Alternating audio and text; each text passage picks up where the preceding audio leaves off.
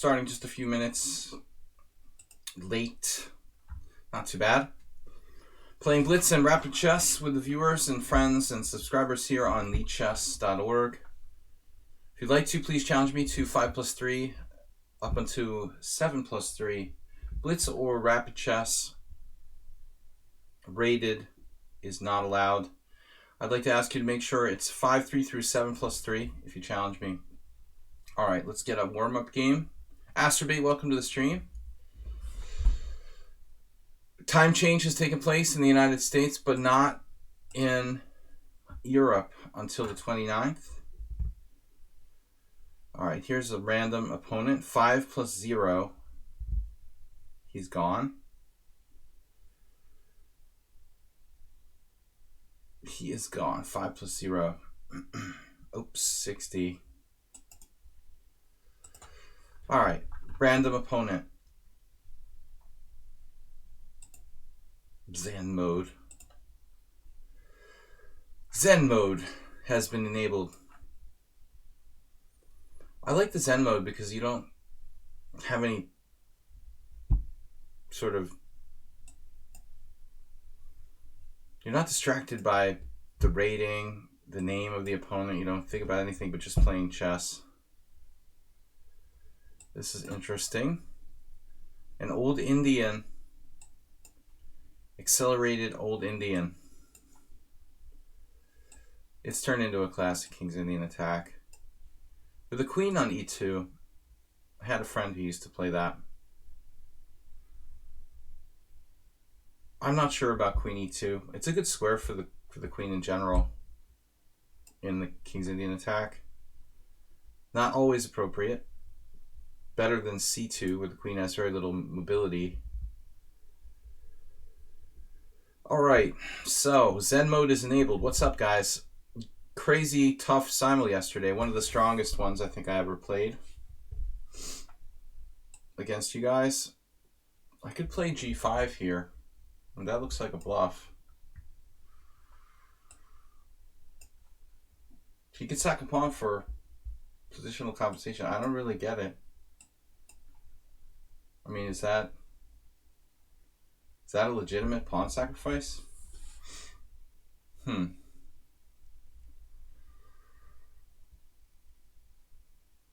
I don't really buy it, you know?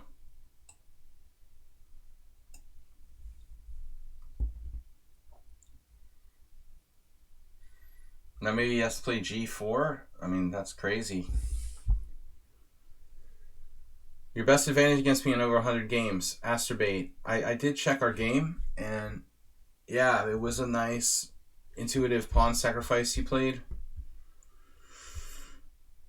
I mean, I knew going into it that I had to be careful, but with the time pressure, you made a really nice tricky move, which shouldn't have worked, but it was enough to confuse me.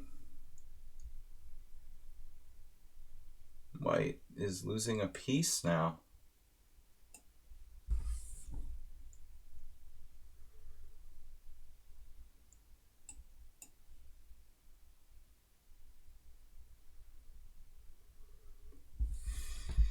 Bishop is absorbed into the larger body of the amoeba.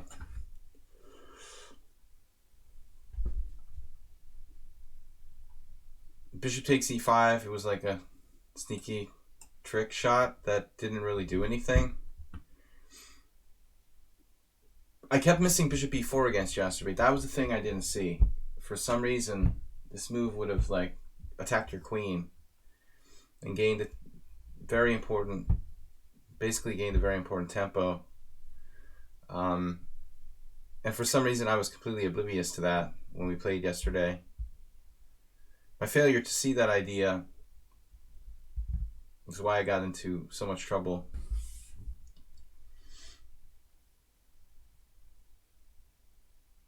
Alright, white is pretty much busto here. But I'm not sure what the best way to do this. I'm still yet a little bit sleepy.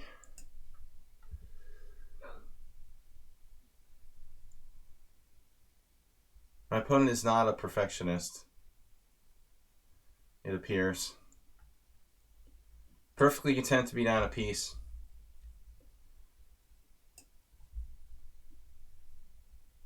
You can always tell how people react to being down, you know, material. Like, they just keep moving like nothing happened when they're down a piece. They're used to being down pieces. But the more perfectionist players sort of give up hope. I have a friend of mine who's a very, very strong player. Extremely perfectionist. If he makes like even like a slight error in the opening, he starts to get depressed. Our opponent here, not like that. Very practical. That bishop is not healthy. Alright, dude. Time for a maneuver.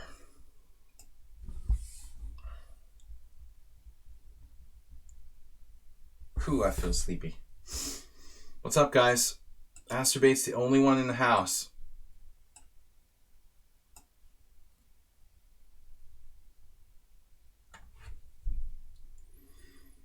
No, Masturbate, I had to move bishop e4 in several different positions. Bishop h3. Generally speaking, trading pieces when you're down a piece isn't a good idea. Our opponent's bishop was so bad, however, he decided it was better than his other options. This doesn't look good for white.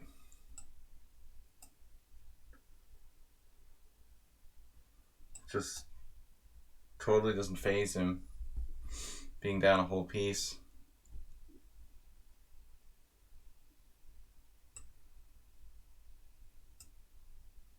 It's like completely normal to play on down a piece. I would just resign.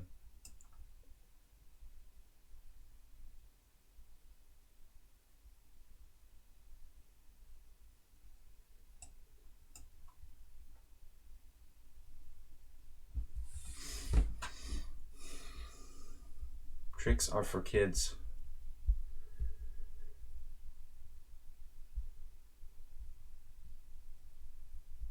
No, I don't play Crazy House.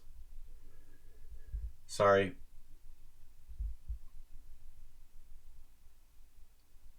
I used to play the occasional Crazy House game years ago. What is white doing?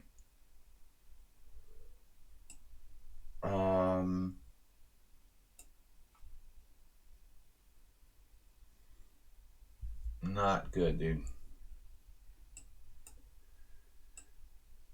Not into resigning. PHMI. That's alright, thank you. So, no, Crazy House, I'll play chess 960. I don't think Crazy House is really... I think it might be bad for your game, honestly. It would make you visualize insane things that, you know, I think it might mess up your normal chess game. I don't think that's good. I wouldn't want to jeopardize my real chess game. I don't think that chess 960 can do that, but when pieces are popping on and off the board, that could cause me to have weird hallucinations in normal chess. I don't think that's great. Fun, but we used to play Bug House back in the day. Never been a big Bug House player, but I did a little bit. Alright, so we're taking challenges 5-3 through 7+3. Please support the stream. New week started here.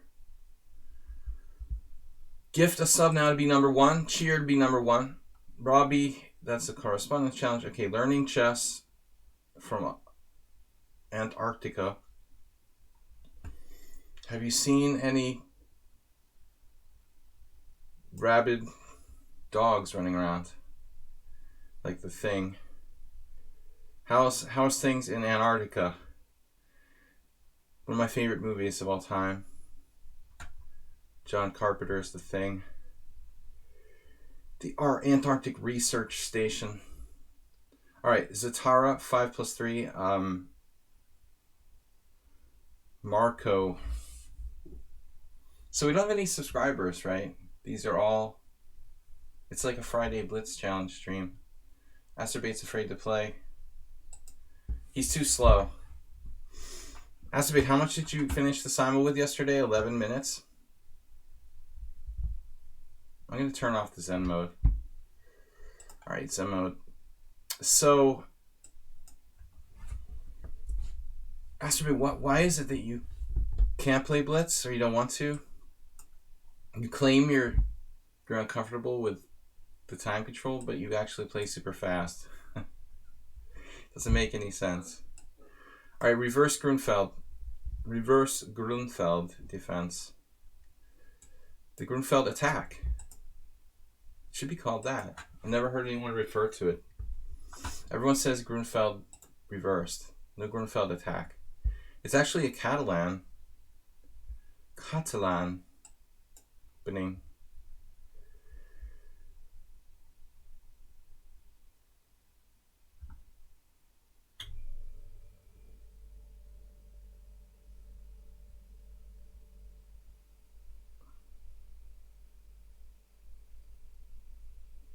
Castles and c4. Anti-positional move. Tempting to play b3.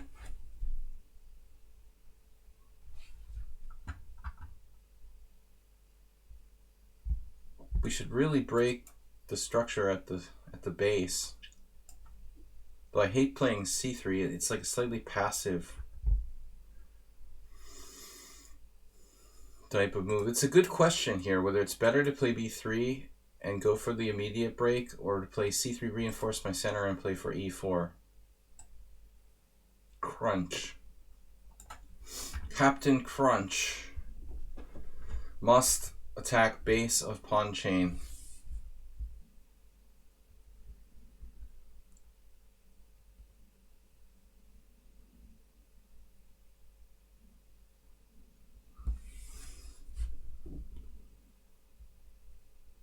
Just play Blitz pretending it's classical chess, Acerbate.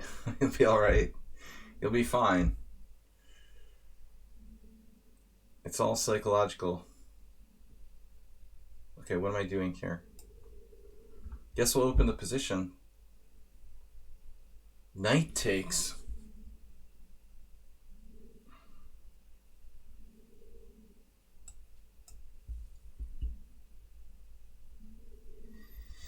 Looks a little like the King's Indian attack my opponent played last game.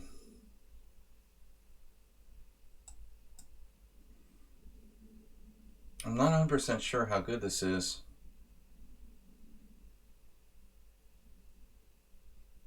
There's some technical questions. After b4, queen takes c4, knight a5. Maybe queen b5 check. I can't believe he found that. No, he played the wrong order. You're supposed to... Maybe this is interesting. He establishes a knight at b3.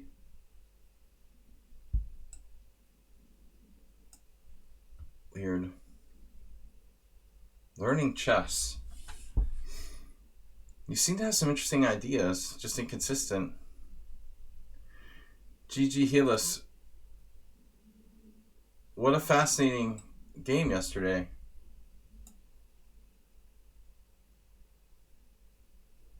Obviously, I misplayed the opening, but you know, the funny part was, looking at it in retrospect, I'm just playing too fast here. Black's just dropping a knight on b3 instantaneously, made his move. You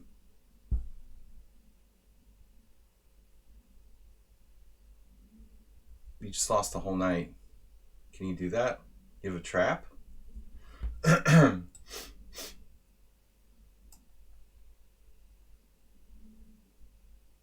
Well, the funny part was when I wanted to play a5 and you played b4. I wonder if Learning Chess is playing bullet. Yeah, see? This isn't good for your game, man. I mean, you're not that experienced yet. I would say cut out the bullet chess, or just, you know, play far more Blitz or something. You've got all these bullet games, 3,600, but you're just playing fast and you're making really simple mistakes. I mean, you need to take enough time to think. You have to be strong before you can be fast. I mean, it's really important.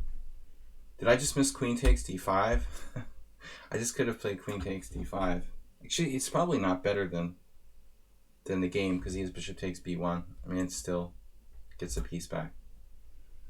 Doesn't really matter. But it's like you have to walk before you can fly. The blitz chess is fine, but the bullet is training people to play thoughtlessly. Okay, I mean, no, if it's for fun, it's for fun. But if you want to be a serious player, I would change my approach.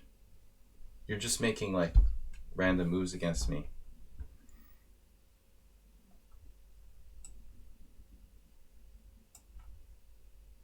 Most of the people who come to my stream really are serious about improving. If you just want to play for fun, you don't care, I mean, that's fine.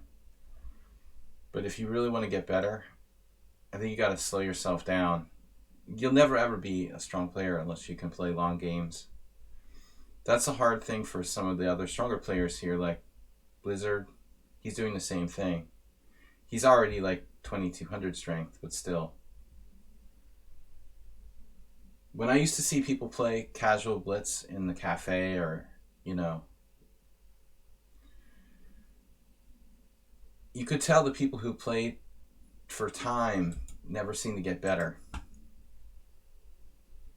You can improve the speed over time, but you can't improve your strength without really working on it. But I think you're just playing really, really fast here.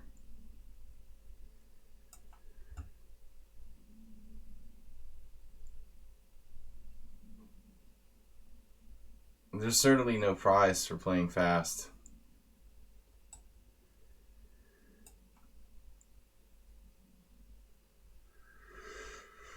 Anyway, I don't mean to just harp on the bullet chess, but I mean, I'm just taking it from perspective of, that's my approach to my stream. I mean, it's a stream, my stream is built around trying to teach people to play better.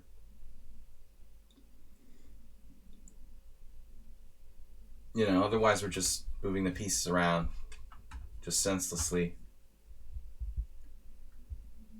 There's really no point in that. I think learning chess, if he took his time, but he's got an enormous amount of bullet games. This is not going to make you a better player. Very few other games. You've got 31 classical, 150 blitz, 99 rapid, and then a massive amount of bullet. Throw away the bullet. Start working on other stuff. But again, if you don't care, it's just for fun, it's like a means of relaxation or whatever, by all means, you know, play bullet chess. I don't mean to tell people what to do. For me, I would probably quit chess if I had to play just bullet chess. I'd be doing something else. There goes, oops, there goes another one. So GG Helis was my bad, because when I played A5, when I wanted to play A5 and you play B4, the computer thinks I could have played it anyway, A5, which I wanted to play, but something in that I didn't see. A5, B5, knight A7, and I thought A4 and you're better, but I didn't get time to really look at it much more in depth. My instinct was not to play A6. In fact, I took like 4 minutes on that move, like forever. But I didn't see it, you know. But after the game, it looks like that was the critical moment where I was clearly worse. And I knew it too. I mean, it was apparent, but... Okay, guys. Good simul yesterday. I got a bunch of games I lost on time. Imagine that.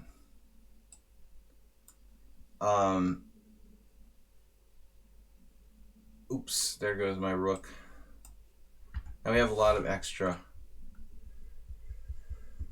glut on the market of material. Family check was how I lost against my last round game in the rapid tournament on Saturday.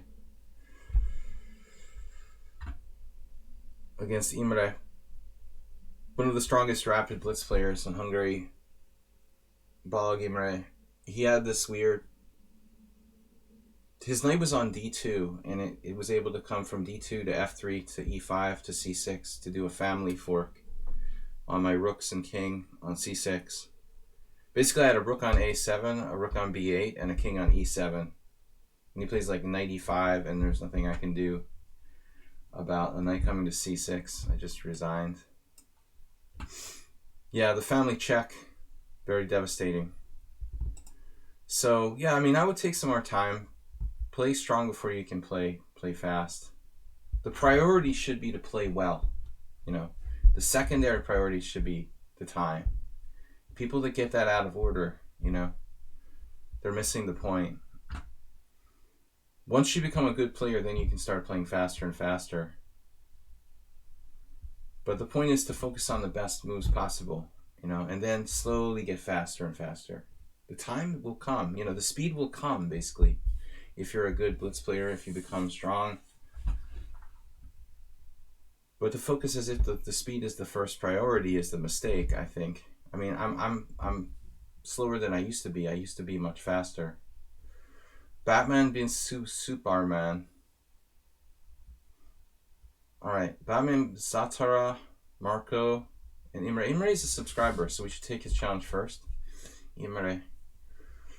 My last round opponent was also an Imre on Saturday. You're welcome, Learning Chess. I'm glad that you tune into the stream. You know, take advantage of it. Lots of good players here who, you know, not just against me, but you might get a chance to challenge some of the other people from the stream. I mean, Marco, thanks for being a subscriber. Did you just subscribe? I know you might have been before, but I haven't seen your name in a long time. The London system, Chef Master. I had a whole bunch of gift subs this last week. Yeah, I've got like a delayed reaction from the Marco sub. Funny how it shows me like way after you subbed. He subscribed for 5 months. So Imre has an obsession with h6. But it's not too bad here in this London system. You can kind of get away with it. h6 is one of those moves that pisses me off because it's really kind of against principle to play with black pieces, move h6. As early as move 5. With white you have more liberty, you know, but with black you're a move behind already. So my priority here should be to open up the position if I can.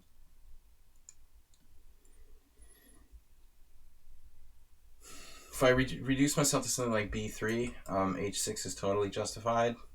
I'm not sure I can refute h6 here though.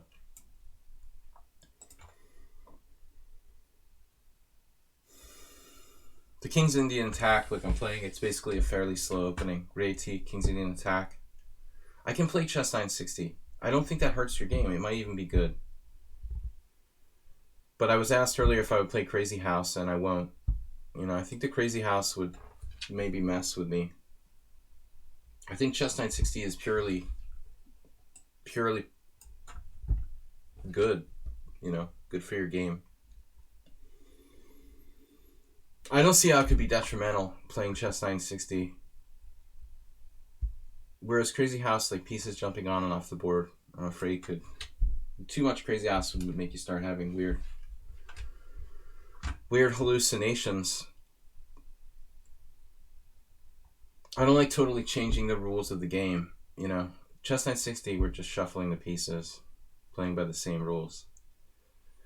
Alright, so knight on bd7. I want to bust the center with e4.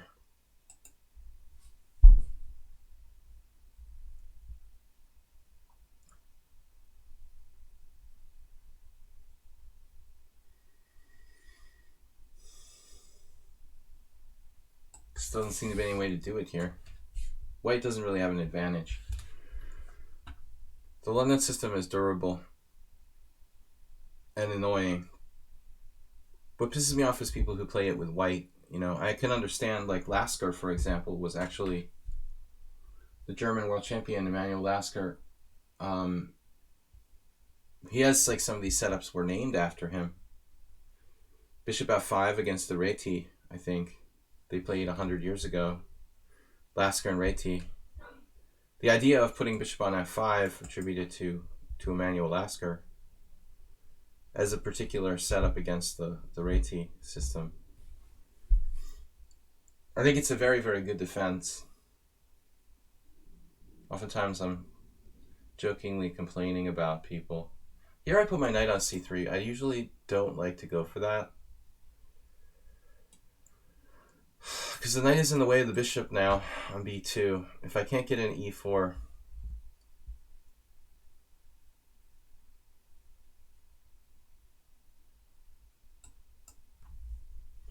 I don't know what I'm doing exactly. White has no advantage. Actually, you know, theoretically he stands better in a sense because black has a strong pawn on d5. I want to challenge the center with e4, but I mean I can't make it here.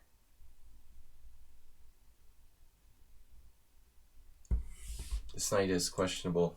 Normally in the Réti with white I would play like knight on bd2, but that's fairly passive. White also has no advantage. Good morning, Mr. Coffee. Where's my second coffee? I need another. I need a refill. Very foggy headed here. Nefidov is in Budapest, one of our subscribers and friends. He left his phone at home, so he's having trouble. ET phone home. Having trouble contacting me. Phones are useful in today's world. So I've got challenges from... That's the correspondence challenge. Can I please just... get rid of the correspondence challenge, whatever. Okay. So Marco we take next. As a subscriber, this is a common move I see all the time from London system players.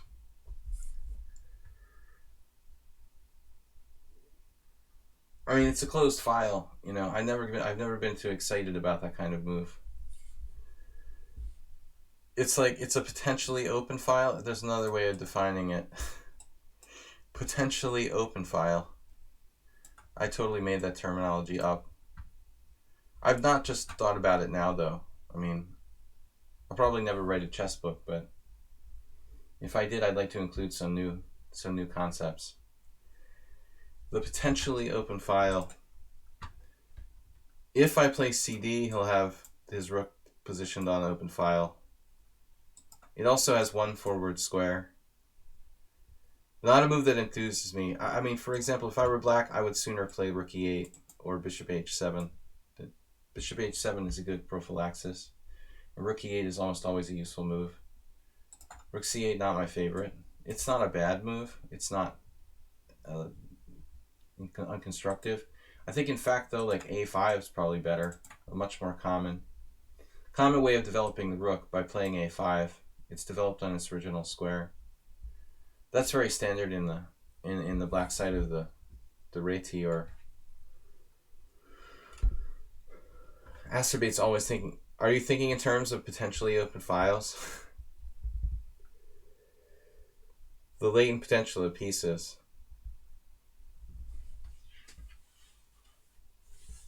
That sounds like. I mean, I like Joel, and I've never really studied chess with him, but he sounds like he's referencing something like the potential of pieces like bad bishops. When you talk about latent potential, I think of bad bishops mostly, but I suppose it could apply to like a rook. You could call it like a bad rook, the rook on c8. Yeah, same concept. Yeah, Joel is extremely good. They're now in, I don't know what's happening in the World Senior Team Championship. US has like a stacked team because they're sponsored by a billionaire. Joel Benjamin, Shabalov, Elvest, and who else was it? Kudrin. Kudrin started to look old. All these guys I know really well, have played many times. The American Senior World Championship team, they're playing in Prague.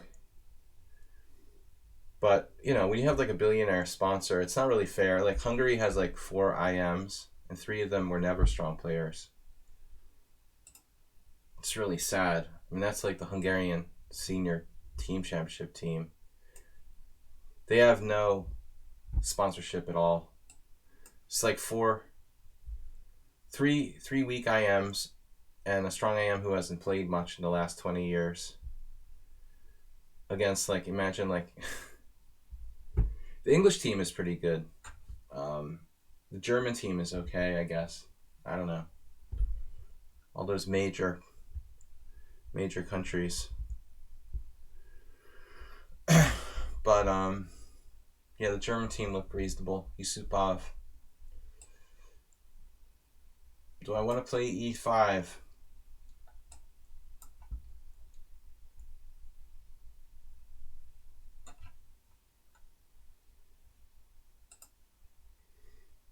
The Polgar sisters, they're all different entities. You can't really speak of them in like a unified... There's like Zofia, who basically never played chess a lot in the last 25 years. Judith quit, you know, officially like 2 years ago, which is a tragedy, I think. And the other one, which I will not mention, who's just about self-promotion, hasn't played in 20 years.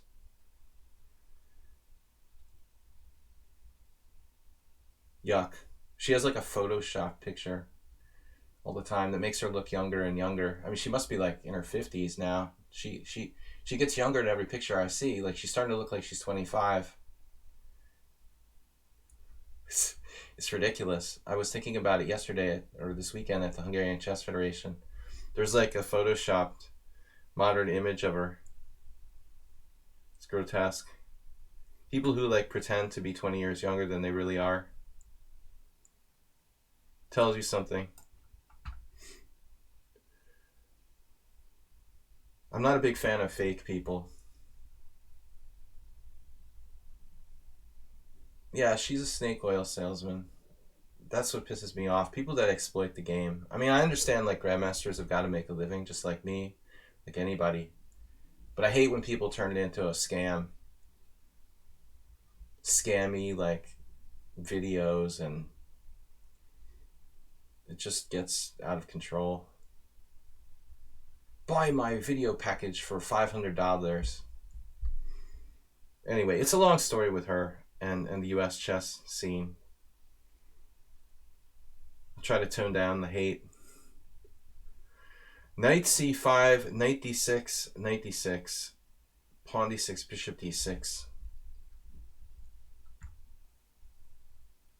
I don't seem to have a combination here. And Imre is doing a good job if he trades pieces. It's not just her though. I hate all like chess players who overly promote themselves and try to. I just hate fake people, and there's a lot of good people in chess. I like authentic people.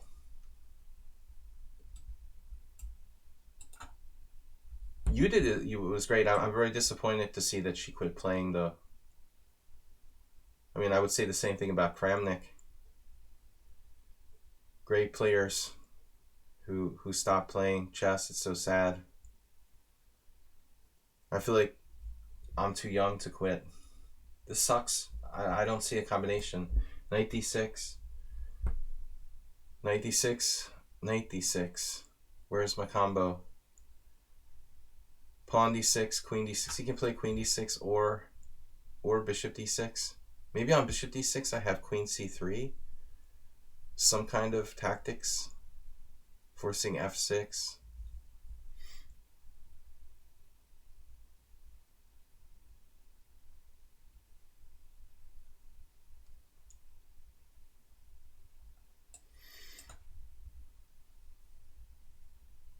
I'm trying to open a long diagonal here, but this is pure speculation. In fact, maybe even bishop takes d6.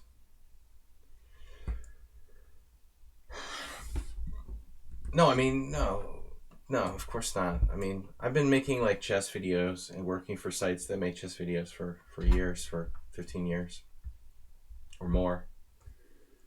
No, I always hated people who, were companies or anything that makes like a really overpriced, scammy kind of product.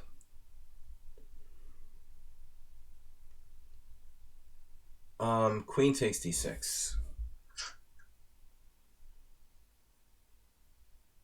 I mean, because it's bad for my image as a chess teacher when other chess teachers make, shammy, scammy products. It makes us all look bad. Anyways, let's pray for me and my position. My pawn sack is on sound. It was and is and was.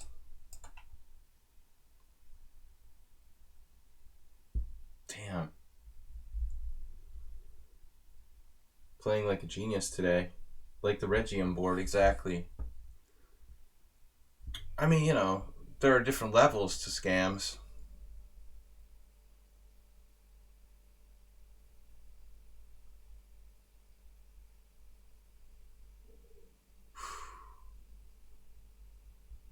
This just didn't work. I mean, I just tried to fit a round peg in the square hole. Amazing. Good defense by Imre.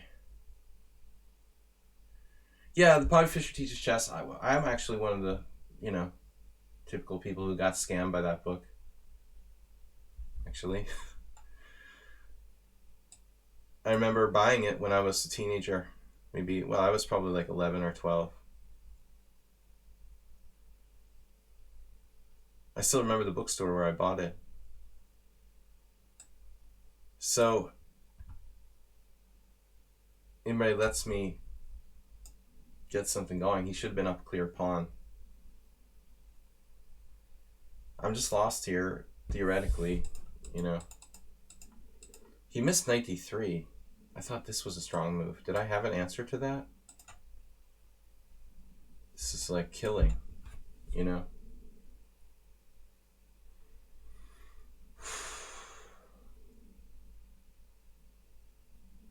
I practically have to play f4, and that loses probably worse than anything.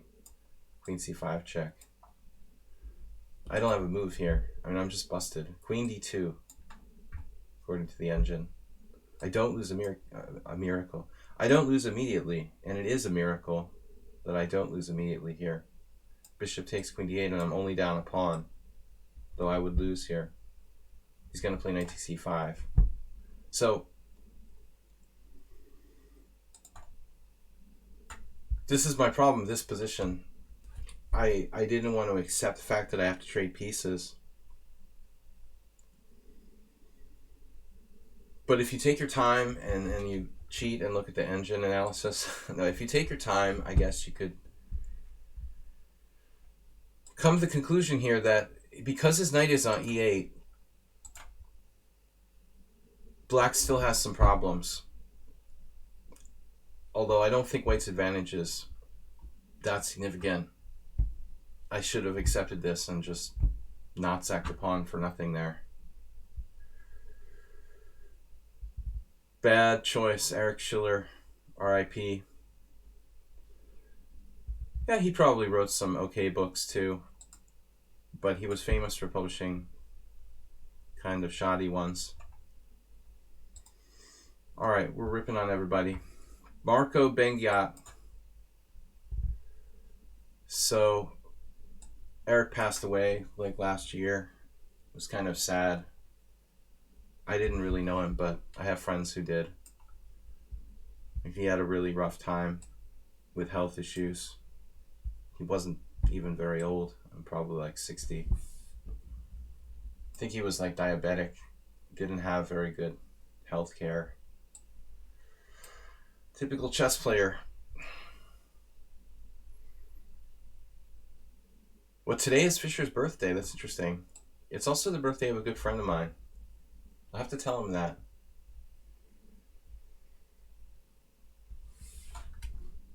Interesting coincidence.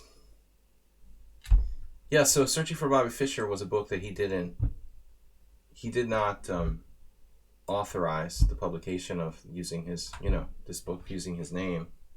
I don't remember the story. Uber Drivers are a resident chess historian. Good to see you. But I did buy that. That was one of my first 10 chess books, I would say. Either I bought it or someone in my family bought it for me. I think I probably bought it. I think I remember. In around 1984. Marco playing as if it's a closed King's Indian. Well, it is essentially. But I haven't played e4. Changes the characteristics from a normal King's Indian. Yesterday I lost an awful King's Indian against DK guy. I don't like playing classical King's Indian in fast games, especially with white, because it involves getting attacked on the king side, and they're very strategically rich positions that require a lot of deep sort of thought. Deep thought. Interesting move though, h6. Should I give up my bishop? Maybe.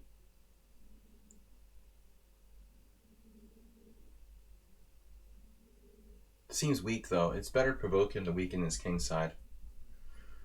Never had this exact... I mean, I've played this system 100 million times for white. I've never had this exact continuation that I can remember. Yeah, that's the best, I would assume.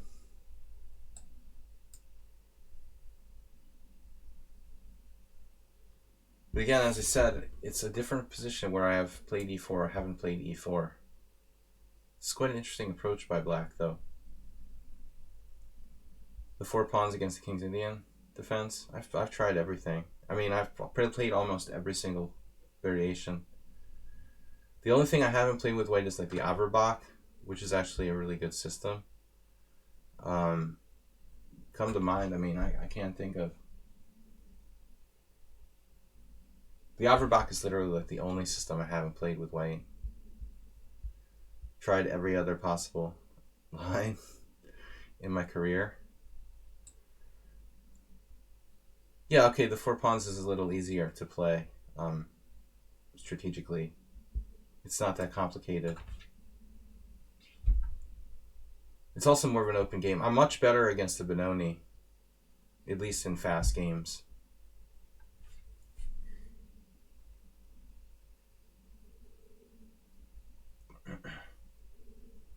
The 4 pawns attack doesn't tend to like lend itself to as closed positions. It's not really easy playing the black side of the King's Indian in Blitz either, but I think it's best just not to, this is why I play bishop g5 here on move 5. If I'm playing like, less than 30-minute chess, I don't want to get this really, really difficult closed position that requires insanely deep thought. Open games and tactics are easy to play. I mean, I think you either see it or you don't, Relatively speaking. Things I hate are like the London system, the closed Sicilian, the white side of the King's Indian, anything with a really, really lots of pawns, no open lines. I don't mind it if I have enough time to really dig into the position and think. Averbach is still alive.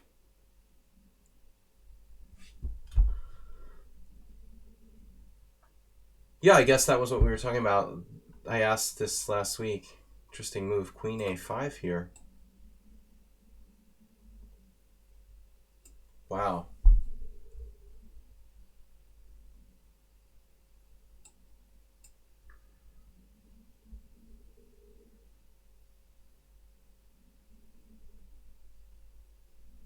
Kind of scary, strong play by black. White could be in a lot of danger.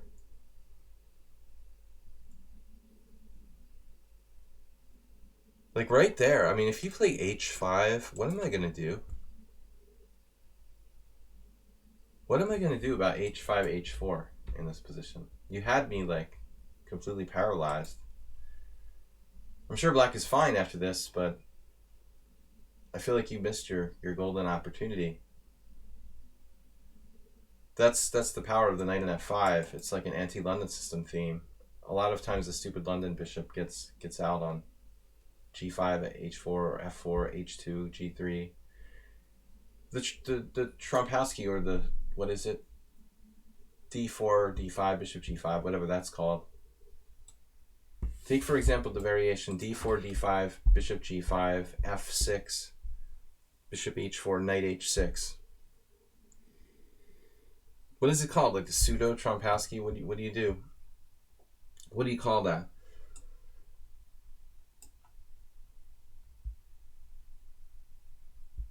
Whatever it is. Black went from good to shaky here. Levitsky attack.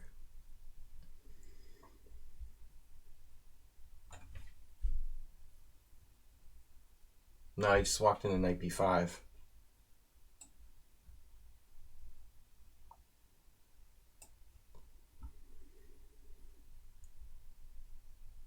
In that line, d4, d5, bishop g5, f6, bishop h4, knight h6 with the idea of knight f5. It's already like worse for white after like 4 moves. Same thing there, paralyzing my bishop on g3. I think after that he's clearly better. So at any moment here he could have played h5. I don't know what I would have done. If I had to play h3, I'm like positionally busted. I mean, I can play e4. It's probably the lesser of the evils. e4 allowing his knight to come to d4, and I have like a horrible King's Indian with white. Especially with my queen on b3. It's like a disaster.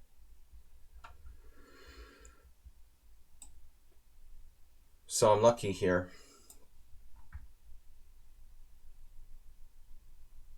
Should have been busted.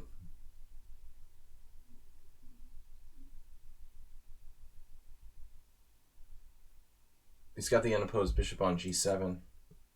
That could work out.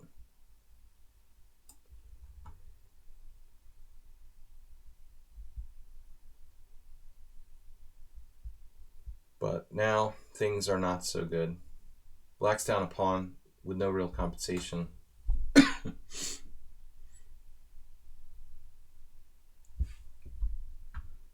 b6 is best. He still has practical chances. My knight on d6 is pretty strong. My knight's on d6. This I didn't see. Pretty high percentage chance of opposite color bishops happening now. Maybe I don't want that to happen. This is ironic, but maybe we'll play it this way, just so I don't get opposite color bishops. His bishop is very restricted.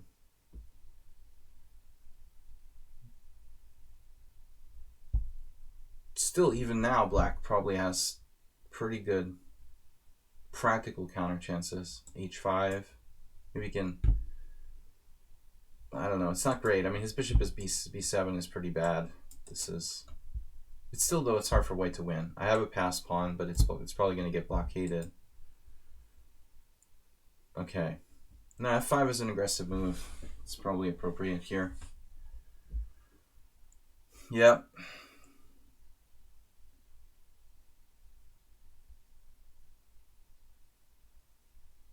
Got to get everybody in the game.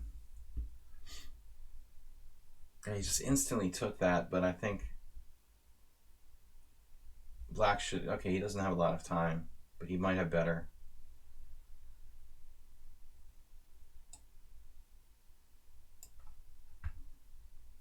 Quality rather than quantity.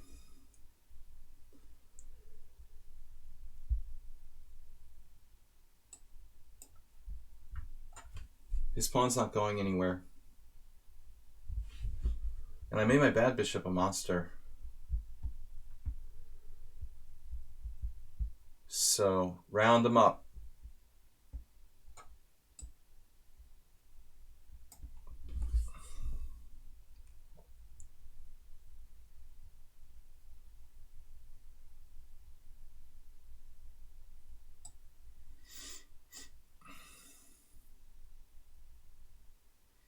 Well, yeah, the 15 plus 15 is a set amount on the site, right?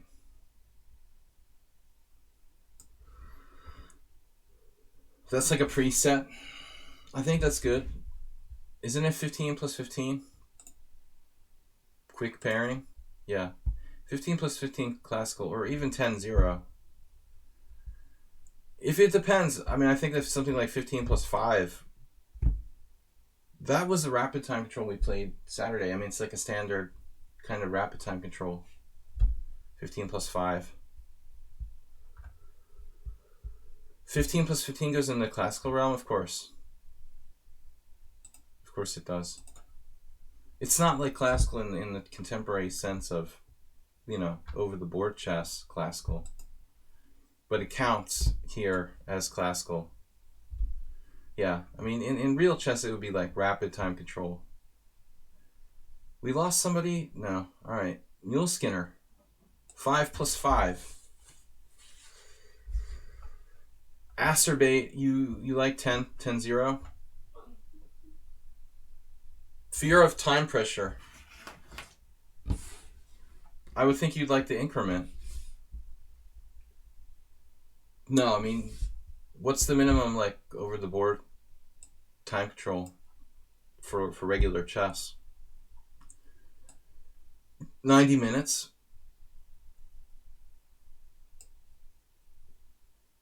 I hate the French defense. I didn't mention that my list of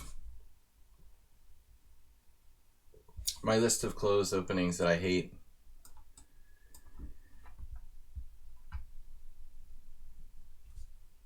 Yeah, increment takes practice.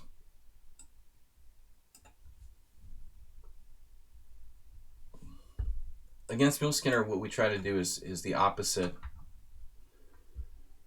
I should have played this against him probably long ago. I mean, basically,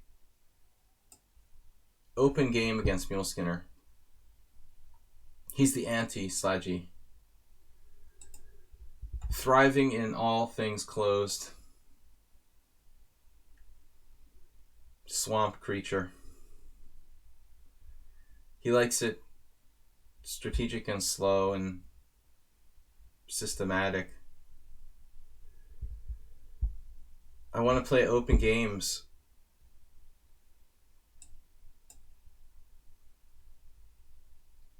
Nothing wrong with the French defense, but I'm not sure it's a good choice if you like open games. Mule Skinner certainly does not. That's why I played the Scandinavian against him. Objectively, the Scandinavian is incorrect opening. When you're black and you play d5 on move 1, opening the game, I mean, it's hard for me to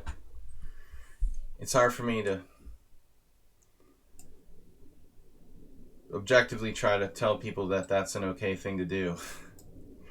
Basically, it doesn't matter at the lowest levels, but when you're a move behind, you don't want to open the game. Not against a good player. Okay, so here's where I start to not really know what I'm doing. Why are there church bells on a Monday morning? Must be an Easter thing. Alright, knight f3, castles. So bishop d3, we lose a move. This is looking like some kind of someone unsound. My vanquisher. Well, there's nothing wrong with d4 in terms of if you like open games. You can play open games with d4. Not only Frank Marshall. I mean, lots of great players. Anyone who thinks that d4 is some automatically closed game has a misconception about the openings. It's a sad thing I have to lose that tempo with the bishop moving twice.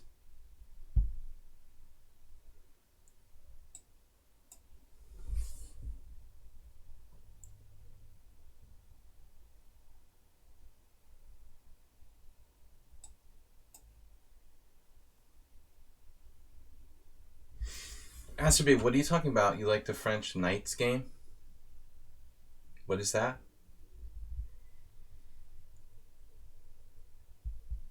I mean, I think you can play e4 or d4 and get open or closed games depending on what you do. I never really associate. There's the funny misconception. I think. In the naming of old school terminology about the openings, the e4 is the open games and d4 is the closed games. I mean, this is really a little bit like sort of a fake classification. It's not that cut and dried at all. Yes, e4 tends to open up a little bit faster, but the d4 games can get quite sharp. So now we've got Mule Skinner in a semi-open game. I would say this is an open game, not even semi-open. Good practical position to get against the Mule Skinner. I like IQP positions, isolated queen pawn. A lot of beginners are taught by books and very poor chess teachers that one should always avoid isolated queen pawn. That's the mark of a bad chess teacher. If they tell you that isolated queen pawns are bad, necessarily, you need to get a new coach.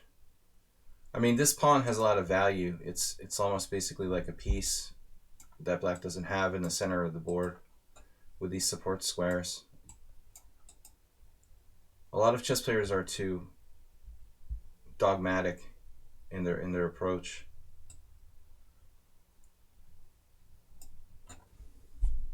It gives me some strength in the center. It's not that easy to physically attack it, especially with his knight on d5. Another dogmatic thing, that you should always blockade the isolated queen pawn.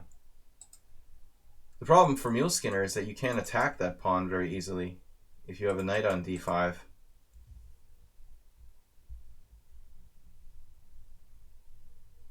Okay, this is not an easy line for black. Black doesn't have a lot of activity. I've occasionally played black in such positions. Against someone on sound, Danish Gambit Declined, for example. We were playing the Danish Gambit Declined. This position can be reached by the French defense exchange, like this. It can be reached, maybe even the Petrov. Queen's Gambit Accepted, Danish Gambit Declined. A lot of different. Don't higher players know how to attack the IQP? Well, I mean, every position is different. But any legitimate position with an isolated queen pawn is a dynamic situation where both sides have chances of their own. I think that white is usually, going to be slightly better, whatever the scenario. Knight takes c3.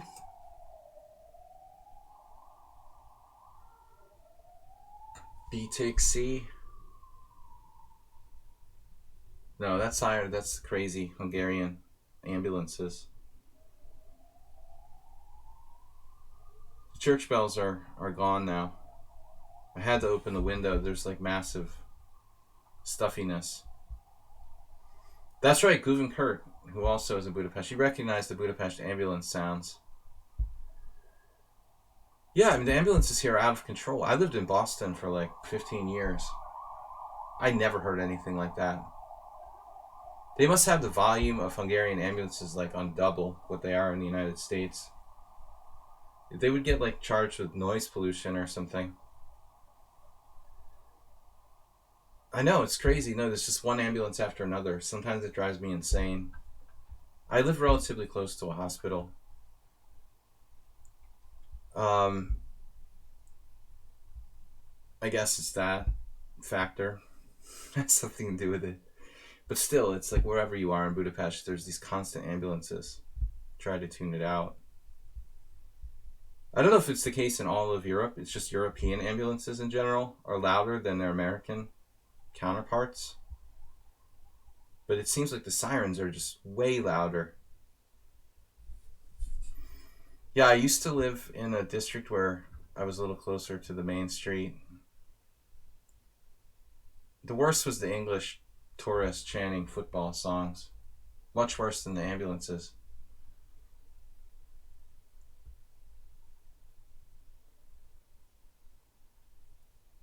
I haven't played in the US quite some time. Been too busy the last years. The other funny thing about the amulets is I think it depends on the wind, actually.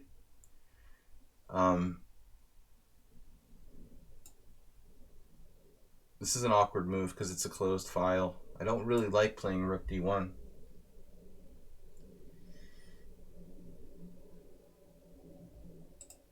I haven't played in a chess tournament in the Boston area since, like, I won the New England Open in, like, 2015 or somewhere around there.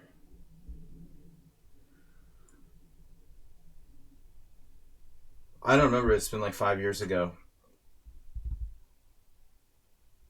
No, I didn't win it. The last time I played was around 2015, and I didn't win it, actually. So it's been the better part of 5 years. I've been back to the United States every summer, but I rarely get a chance to play chess when I'm visiting. Why not bishop g5 for me? This might be a really simple mistake. Maybe not. Rook on a1 is very unhappy. Do I still stay in Boston? I don't any longer. I had family in the New England area. Now I'm no longer affiliated. All my relatives are, my only remaining relatives are in, like, the Midwest. I don't really have anything anymore. Skinner doing a good job just playing solidly. I have a storage unit in Massachusetts. It's my only relative. Boston's crazy. Yeah, Uber driver knows.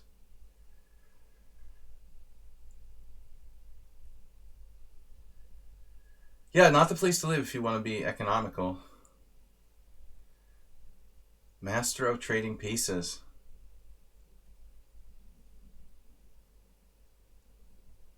Queen h5.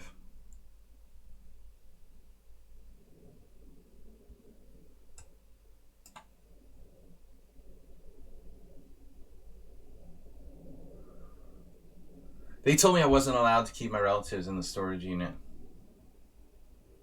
No occupancy permitted.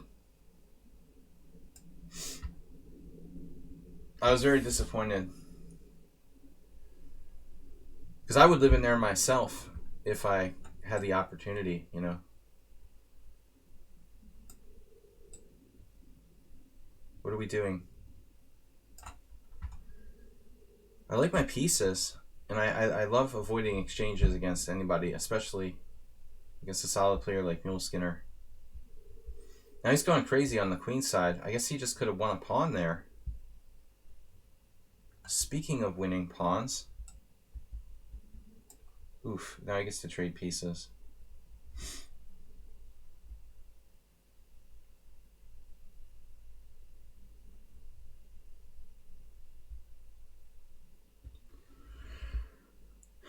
Yeah, living in my car.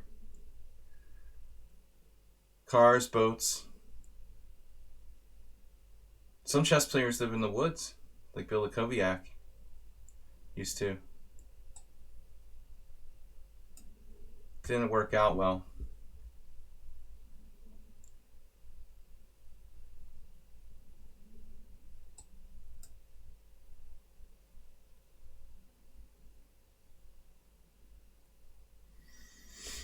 Where's my kingside attack here? Should really have something. Solid guy. Where is my kingside attack? It's got to be something here.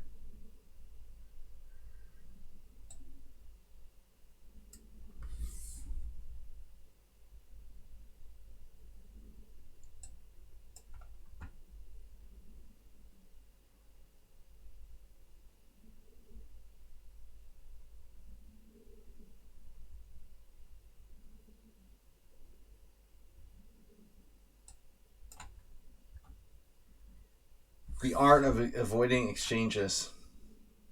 Chapter 7. Part 3.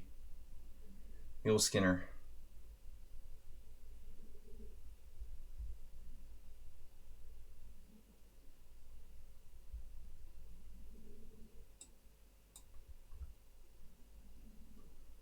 How is it possible there's nothing here for white? Damn it.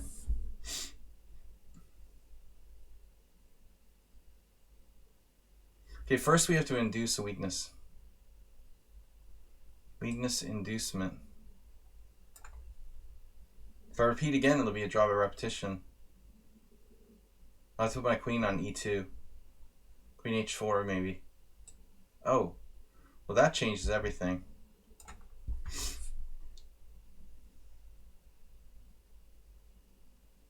Man.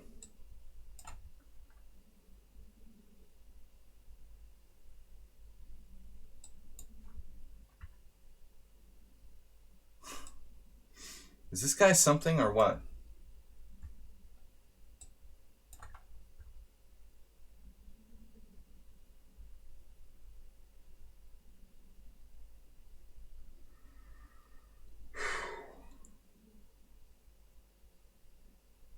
He's still hanging in there.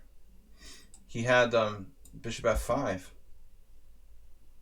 in that position. Could have played bishop f5. Knight d6. Kind of a neat trick.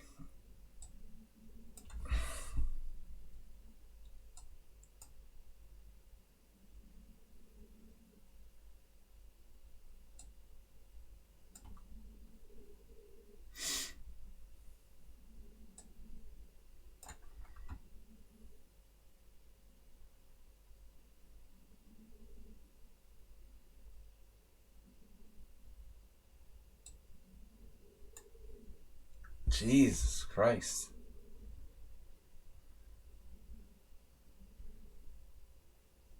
Is he coming up with the moves he comes up with so fast too?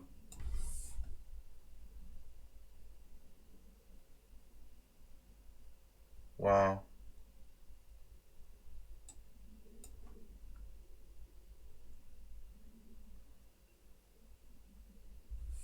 Massively underrated. Well, he's 2051. He's gotten higher. He was lower before. Finally a mistake.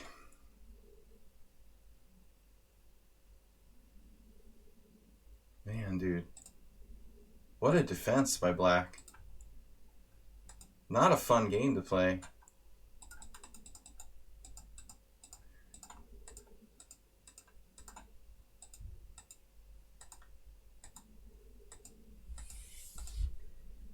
It's Zhumaev against Buyanshi, Cheparinov, Potapov, Castles, BD5, Knight e5. So this move isn't very common.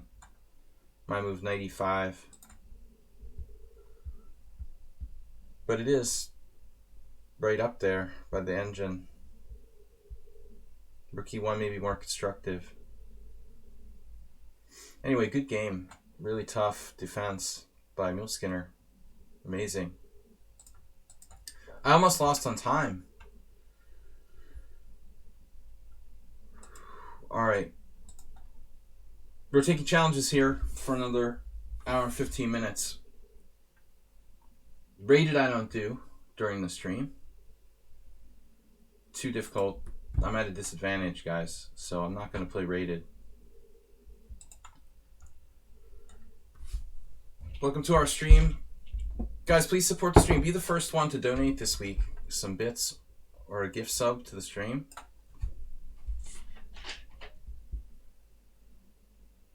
I remember you were really good with d4, but you don't play it much now. I don't play d4 a lot on the stream lately. It's a lot of work to play e4 or d4. You know, Uber driver, you got to have a very up-to-date theoretical repertoire. I just got, you know, I wasn't a professional chess player, and though d4 was my primary repertoire, I got to the point where, you know, it's just too much work to prepare. with d4 on that level. It's just easier to be lazy and play knight f3, and occasionally e4 is certain openings I like.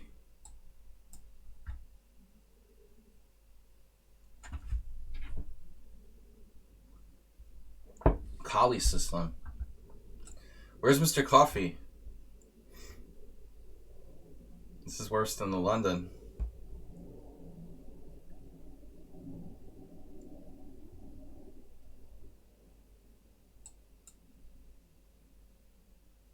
Just a reverse semi-Slav.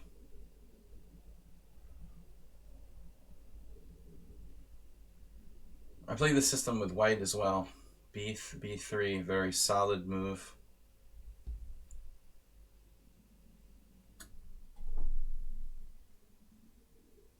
So what happens if CD, ED, knight d5?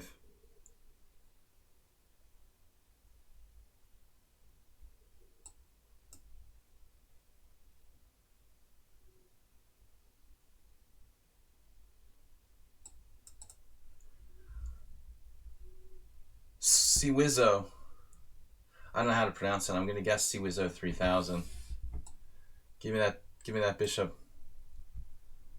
Thank you for the donation, 250 bits. He is the first one for this week. The leader in bit donations.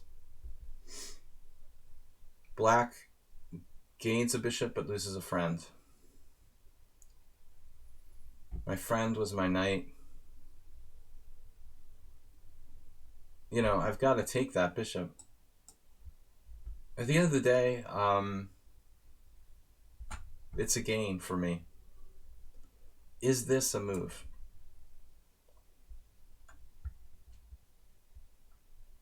Is d5 a strong move for white? Possibly. On the other hand, my bishop won't be happy. Jonathan Rowson, Scottish grandmaster and chess author, wrote a book called Chess for Zebras. Another good book, I can't remember now, and he recommends talking to your pieces. If we were to talk to these pieces, we'd see there's a lot of discord between these guys. Hey, you're in my way. Knight, get out of the way of the other bishop, please. But I think what Rowson is teaching us is to think about your position, you know, as if you were the pieces almost. White's playing ridiculously fast here. Like bullet. Are you a bullet player? 7,900 bullet games. At least he's got a lot of blitz games. But the bullet is like a disease. If you guys want to seriously improve your chess, try to cut back on bullet and play more like blitz and rapid chess. The bullet makes us play thoughtlessly.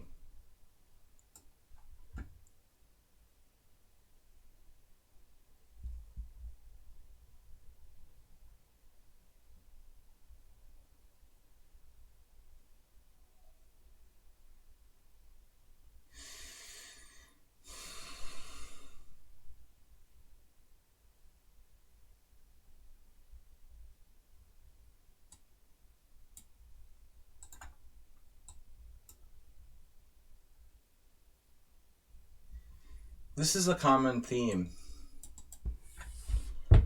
Queen on f4 with a hanging pawn structure brings back a memory of mine. The last time I was in Las Vegas, I played the game with somebody. I think it was Teddy Coleman. My opponent, I was like, please don't play Queen f4. And he did.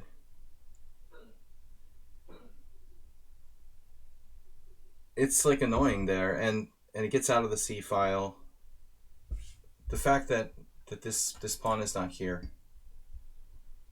makes his queen move very strong. Any sort of g3 weakens his king side.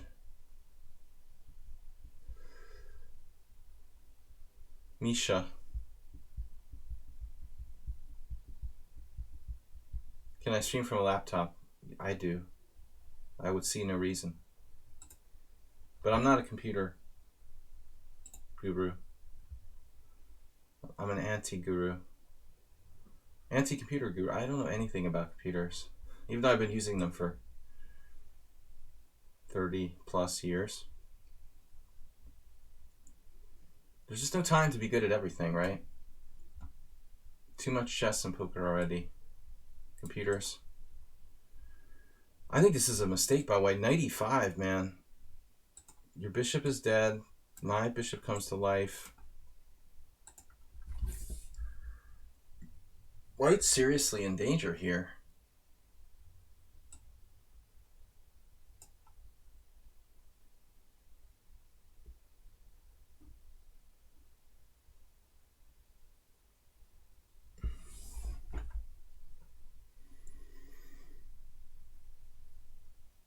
No, I don't know about Batman being Super Man.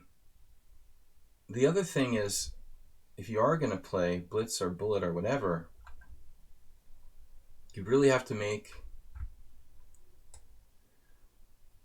You have to make a differentiation between Blitz with increment or any kind of chess.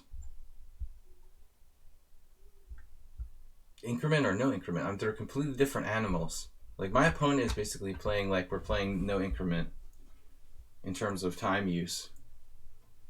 You know, if this was a 5-0 game, he'd be in really good shape on the clock here. But you can't treat 5 plus 3 like it was 5 plus 0. It's a completely different time control. There's one of those ambulances we like so much.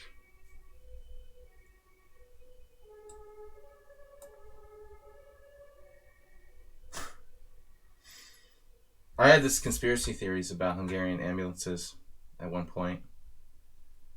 I started to think like there was no one in them and they were just like being run as sort of just for the sake of running them. Just go through the motions. So loud.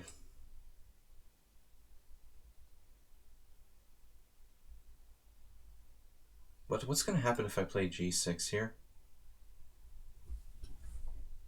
Holy crap. He has queen h3.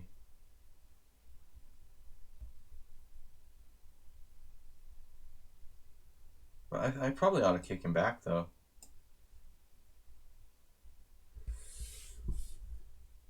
How to get more people into parks. Parks. Into parks.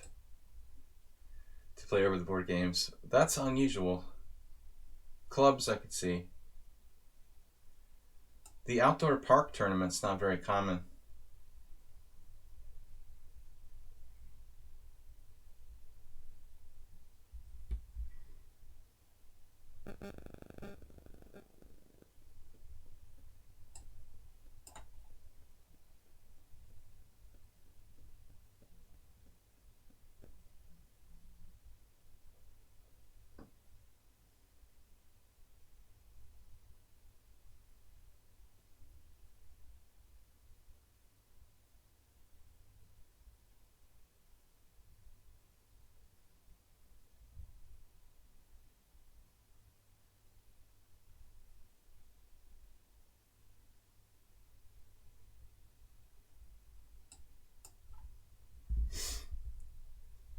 So now the first mistake as a result of time pressure.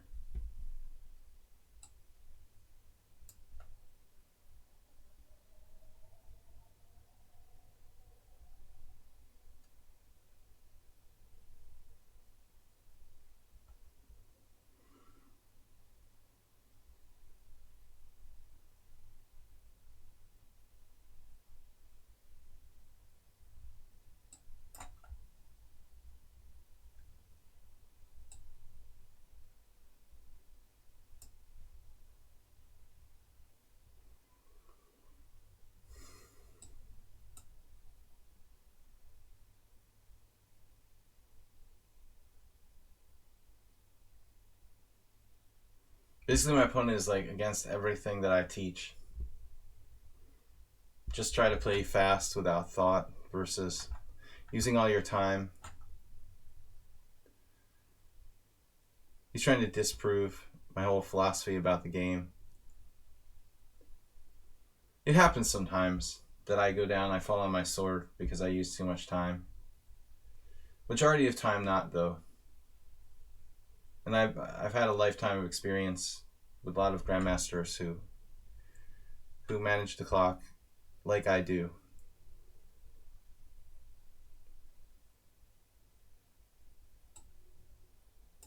Damn it. I should have played queen, no, bishop c5 check, maybe. No, this is better. I could have played queen e2.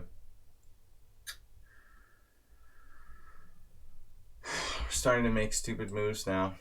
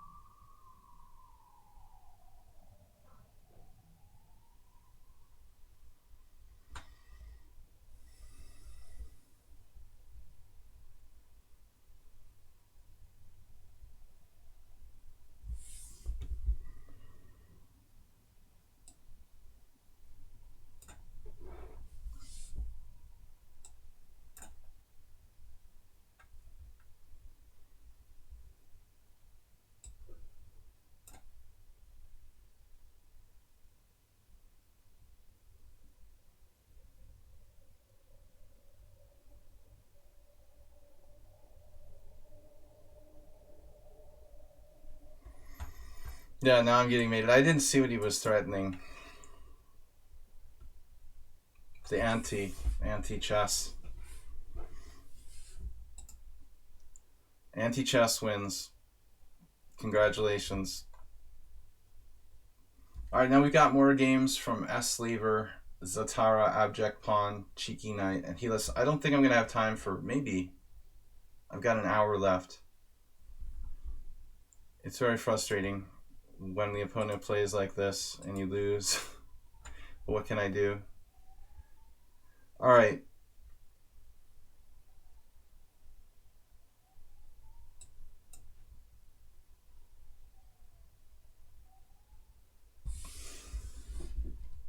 Thanks to some dude you don't know. That's how the gift subs usually work.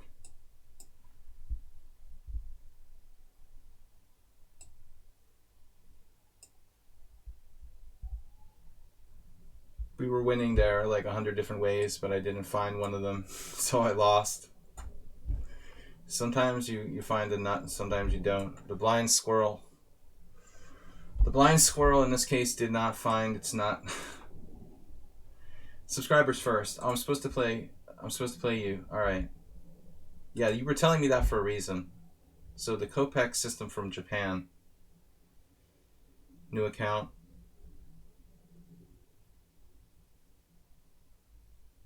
Interesting.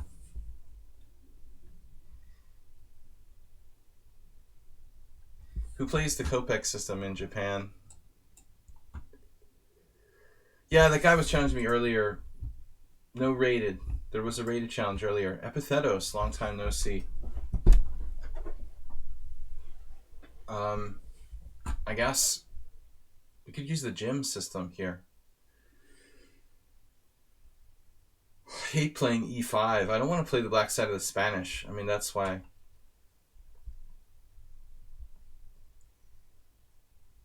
Yeah, this is a totally new account. I should have taken the subscriber first. I'm sorry, guys.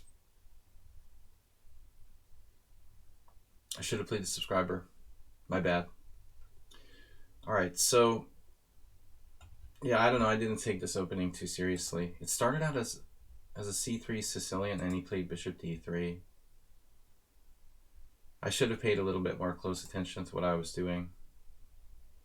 Now I'm in a line that I don't play.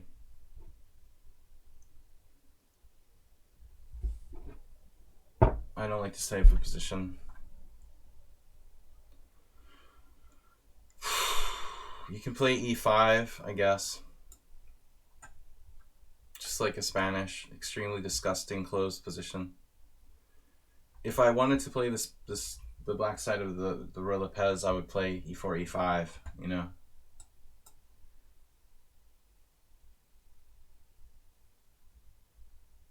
This is a totally new player. I don't know who it is.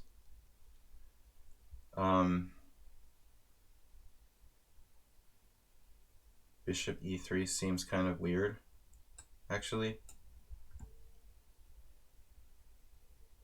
Another bullet player playing the whole game in 5 seconds. I don't know why you want to challenge me if you're like bullet players who plays the whole game in 5 seconds.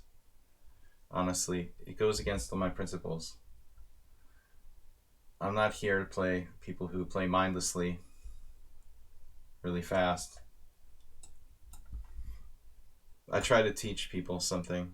I can play mindlessly fast too, but that doesn't do anybody any good, constructively speaking.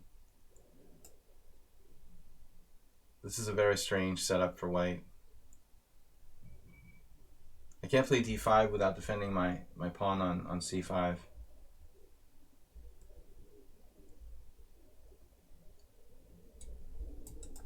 Knight d4. Okay, I guess I shouldn't play b6 and weaken my white squares. I don't think he really has a plan. It's not really preparation, it's just playing moves fast. The modern chess.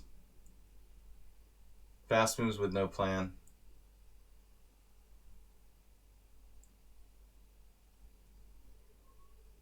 His knight on a3 is like ridiculous in this position.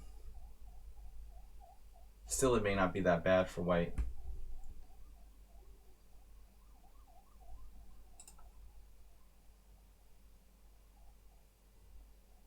But it's like if you get a bad position and you use 10 seconds for the whole game, that's really weird.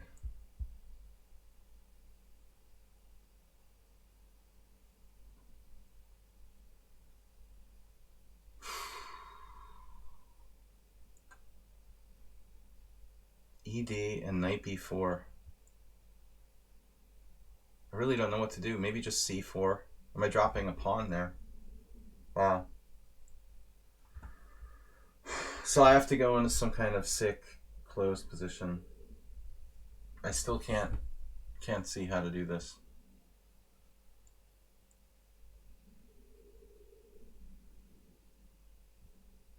I just like my second opponent who just moves fast.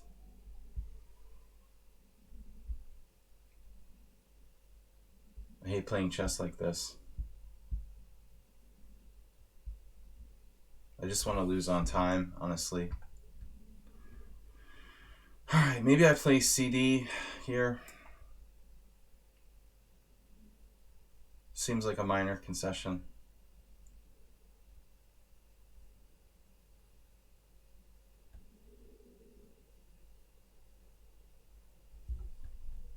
Yeah.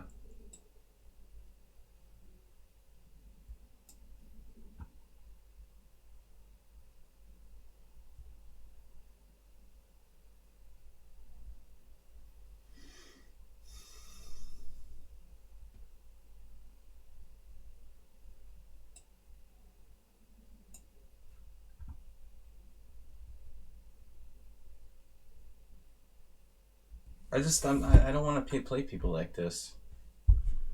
Their only goal in life is to flag the opponent. But I also don't like playing new accounts that are sort of weird.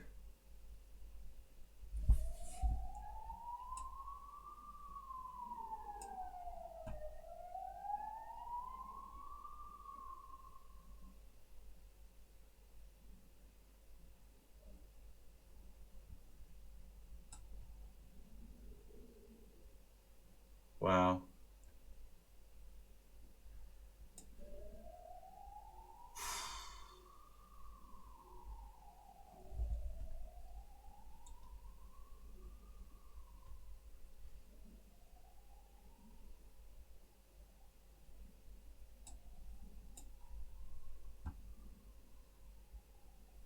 Again, it's just like the last game.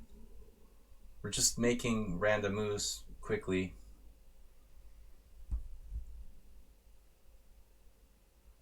It's like anti-chess.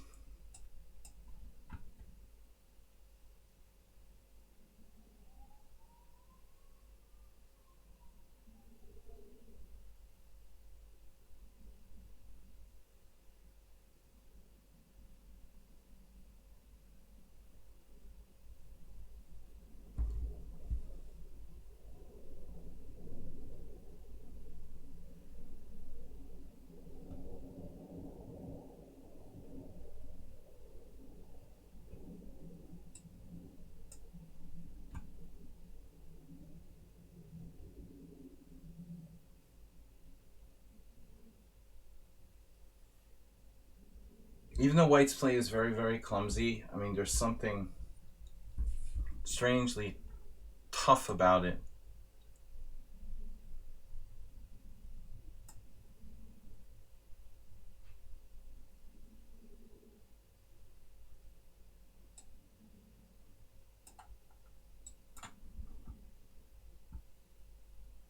It's amazing how he has 3 minutes and 30 seconds. I have 8 seconds. He doesn't even have to think about his moves. Sort of striking. Just playing for time. Like, where did this person come from? They've only got 100 games. They just hatched out of a box or something?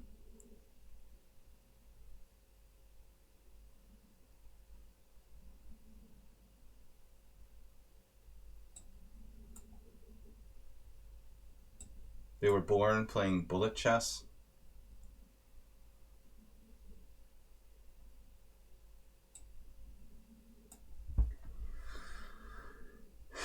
Very strange style of play.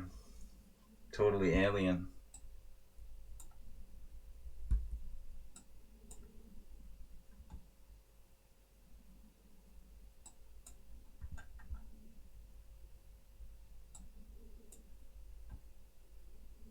I missed a good move. Now he avoided it.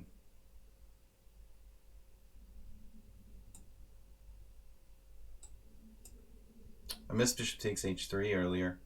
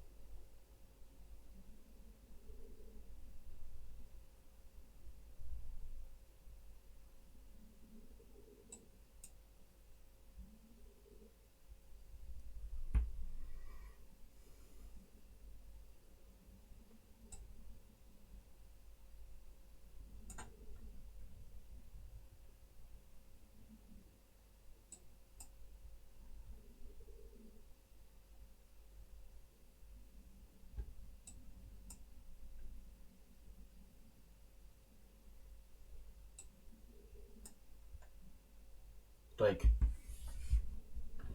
I don't understand anything.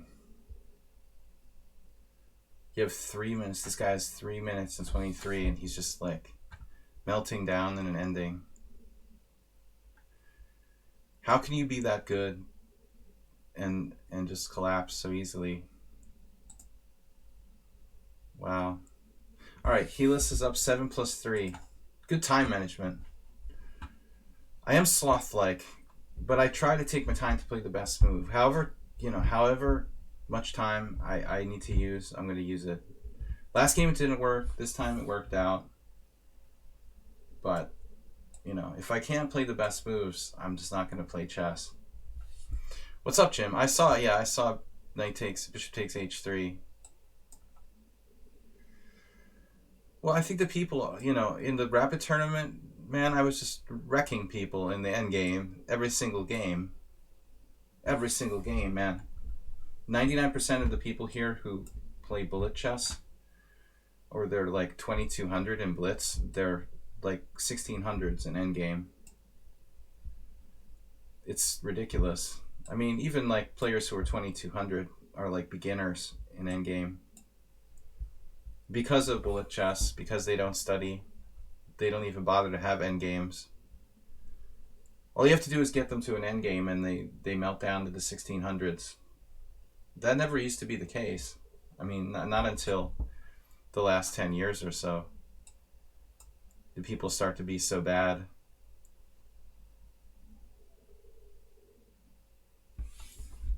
I don't think so. You're too old school to be that bad at endgames. But it will continue to get like that because of the time controls in modern chess now. I mean, we have now 90-minute games, essentially. There's no time for an endgame. My last two opponents are just interested in moving fast. They don't even try to make the best move. It's like pathetic. All right, Jim, if you were limited because your teachers didn't really do endgames, I mean, you're going to be the product of your environment. But I think you at least appreciate the importance,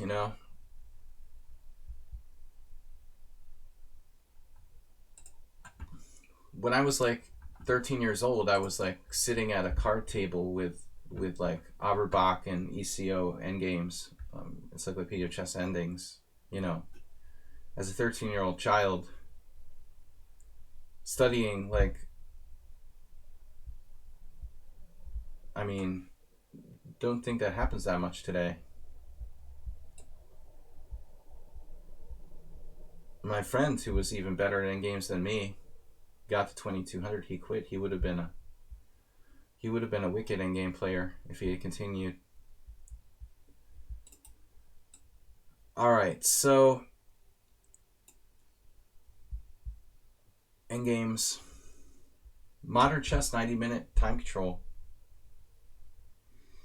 There's no longer time for endings.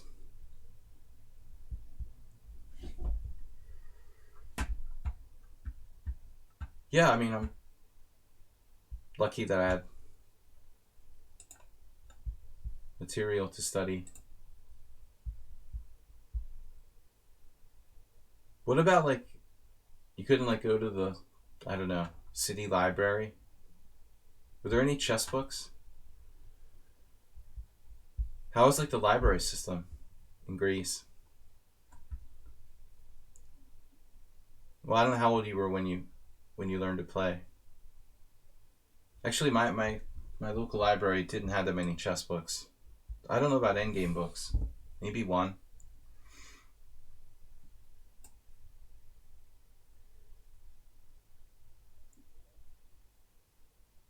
There were probably like 15 chess books. This endgame, or this variation isn't looking right. My opponent just exchanged on f3 his bishop.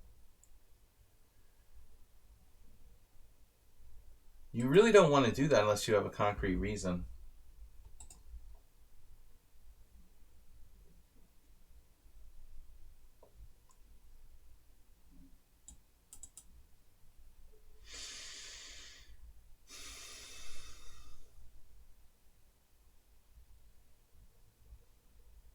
Here, bishop g5. I can play e5 myself, which is a huge decision.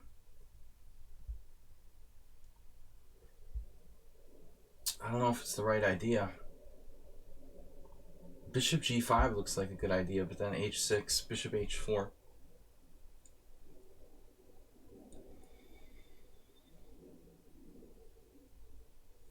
I think he wants to play e5. I really don't know. Ending apps. Yeah, whatever. I mean, there's some good can come of it. But sitting down with, like, you know, a hard copy of, like, Averblock's, like, Endgame series. Smyslov's book on... Actually, Portish has a good book on rook endings. I mean, there's, like, so much information, it's ridiculous. So many great books on the endgame. So little time. Alright, the theme of avoiding exchanges here. I'm not sure about this, but I'm just playing on instinct. I have Endgame Virtuoso. That's an excellent book.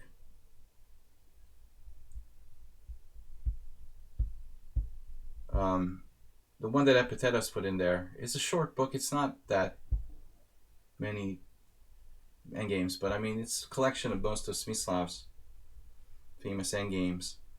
That's a good book. Fairly modern. I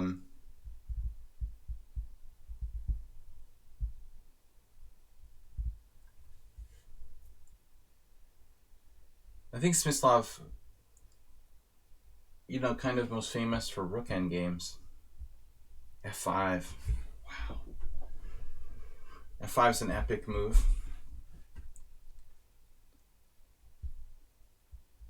I want to take en passant, but it may not be that bad for black.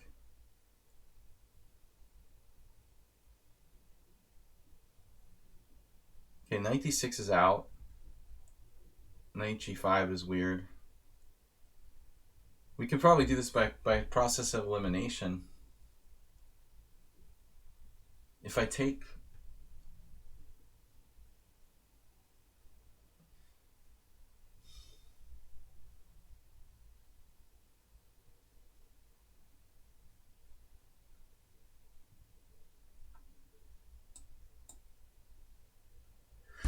All right. So this F file could actually work to black's benefit. I'm not thrilled about bishop g5, knight takes e4. What's happening there, actually? Bishop g5, knight takes e4, bishop e7, rook f3, bishop takes b4.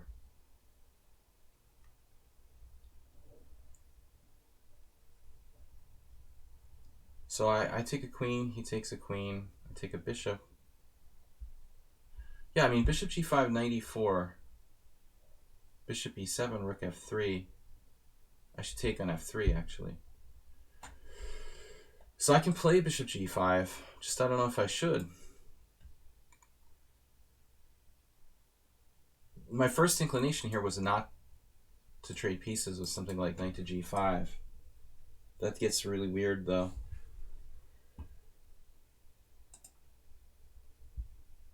I mean, undeveloping or not developing with knight g5 while my pieces are sitting over here. At the end, yeah.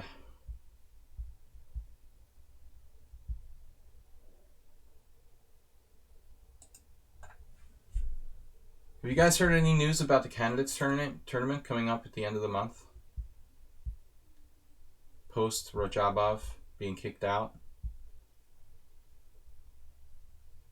He wasn't kicked out, he was asked to leave. He wanted to withdraw. I'm glad that MVL would play, but I would rather it was Alexeyev who was not in the field instead of Rajabov. But who knows if the candidates will even take place with coronavirus and everything. Everything is getting canceled all over the world.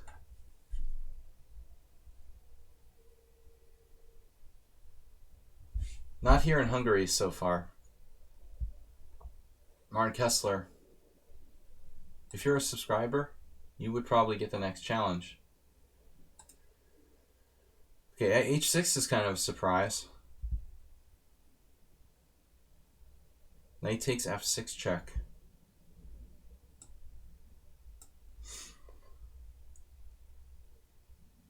I mean, I should be better here now. I don't know what I expected him to play, but it seems like he has to have something better than h6.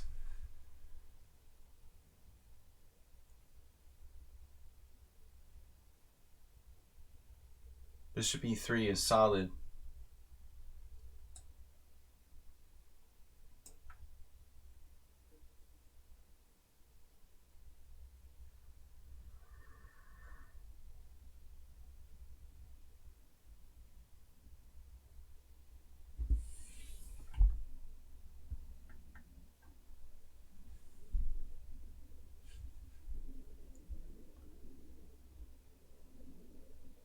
This is looking pretty good, actually.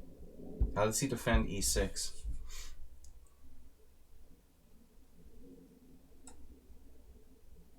This is a non-threat. It's not exactly a non-threat. It's almost a non-threat. I wanted to play rook e1. That's a good move.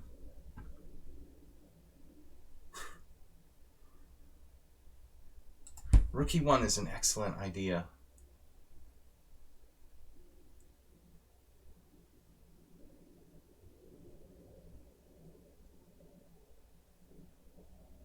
How about a5?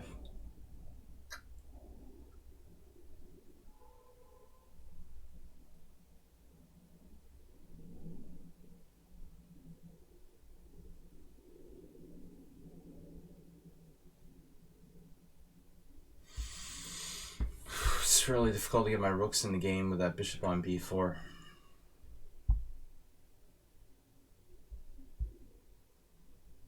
And rook e8 doesn't look like the greatest move either.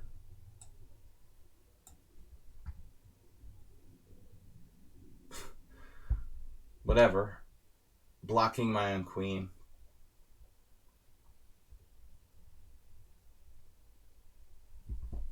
I feel an opposite color bishop endgame coming on.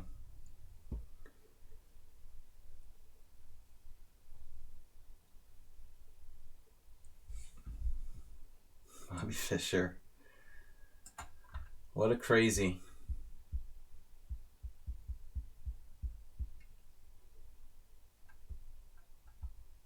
Now he's unpinned, which is very important here.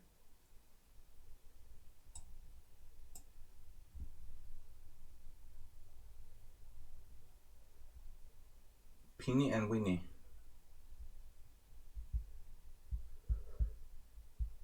My two favorite girls.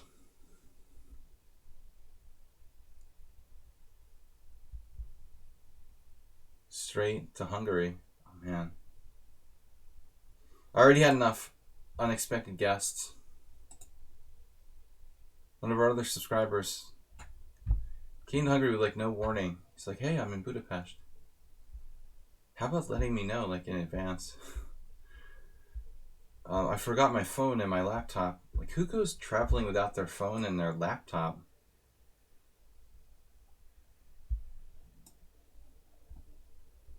Really? In 2000? What year is it? 20?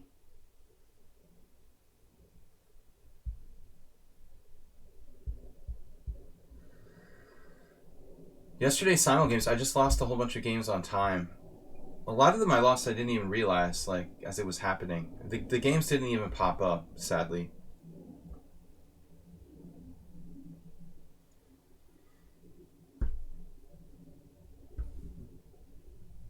It's looking drawish now. This is so sad.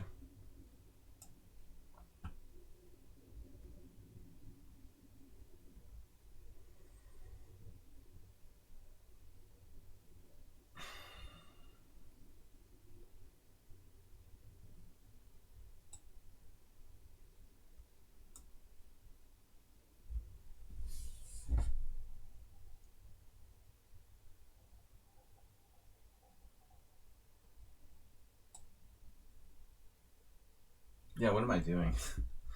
I have to trade queens.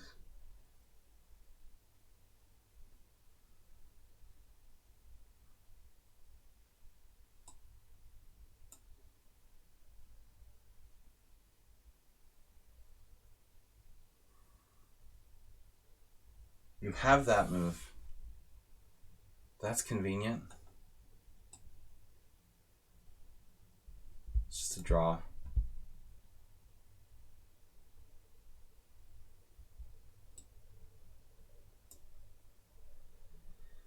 I didn't say I wanted a draw, I just said it is a draw. After last night, our endgame, spectacular.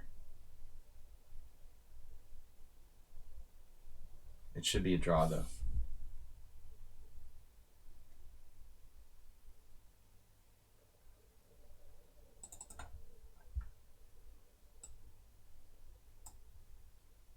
I don't mind either way, like, if you want to play or draw.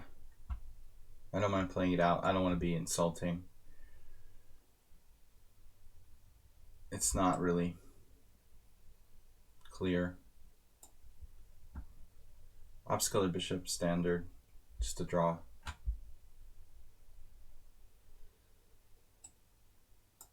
I offer you rated classical games the next few days to stabilize your classical rating. You get consistently 2150. What? What are you talking about? Black playing for the win.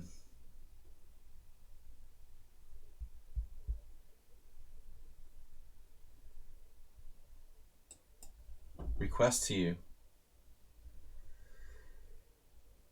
Quick and sleazy.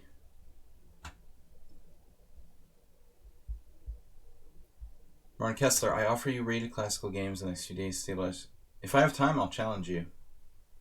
Today and tomorrow are a disaster because this guy who came to visit me, I wasn't expecting guests. This guy never comes to our stream anymore. Expects me to hang out with him. No, Nefedov. Alright. What are we doing, guys? Big king position.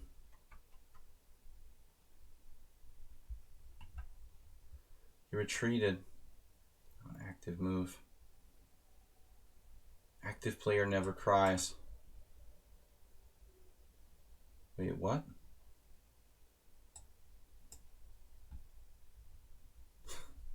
What a waste of time for me to decline his other draw offer. There's literally no way to win.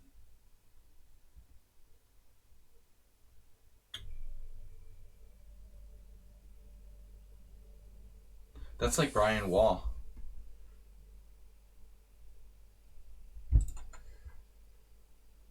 I have a friend who had this mutual friend, chess player. Could never get him to leave. Like, his roommate lost his mind.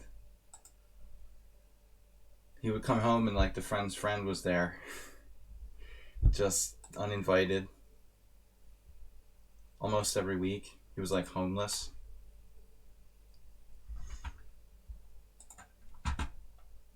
They would hang out just playing Blitz for weeks on end. Horrible modern defense against someone on sound yesterday. I lost in 15 moves. Okay, G3.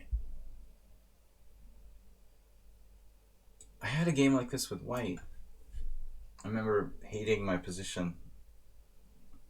Something was different. Maybe I had played bishop G2 instead of knight F3. That must have been it. It must have been bishop G2. This is slightly different.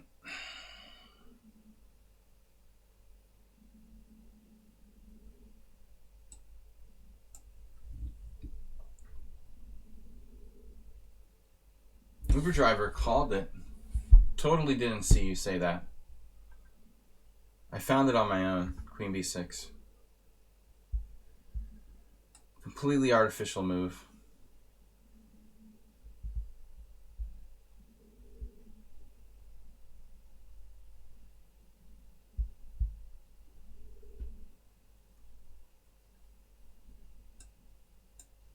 We've had some really boring positions today.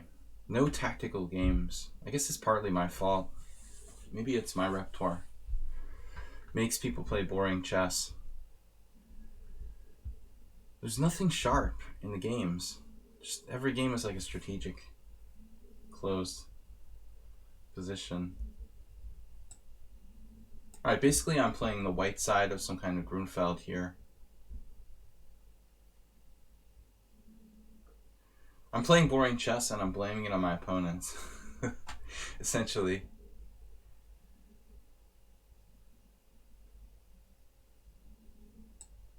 This looks like my teammate's game 2 weeks ago. It was white in the same position, essentially.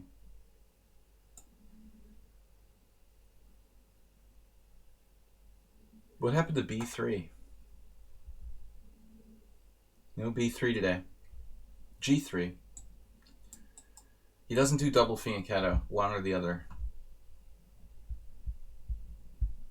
So this arrangement is slightly passive for white with the knight on d2.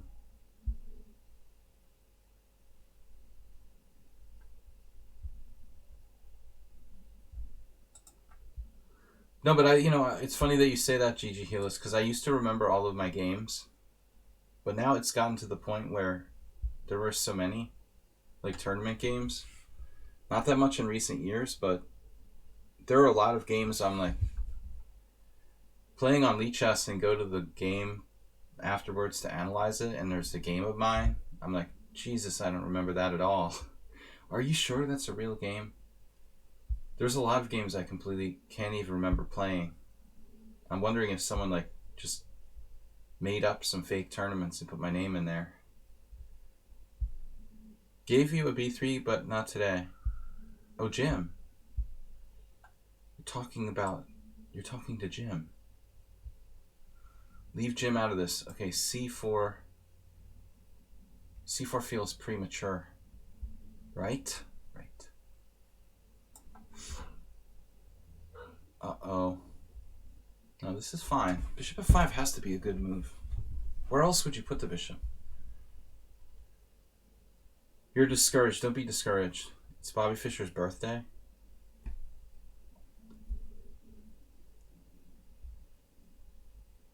Fischer c4, knight f6, g3. I'm pretty sick of playing knight f3 and c4, honestly. Blizzard playing very soundly.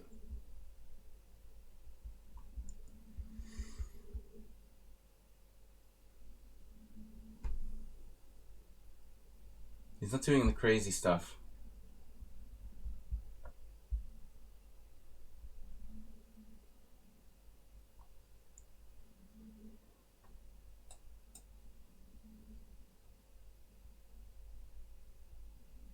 "16 pawns. It's move 11.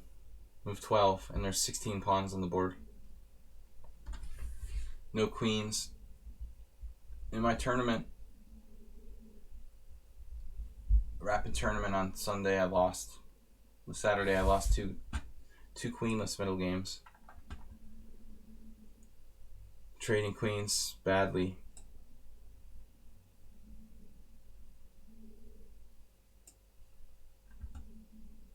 If you're going to trade queens well. This exchange of queens was okay. Technically, it might be a mistake for white.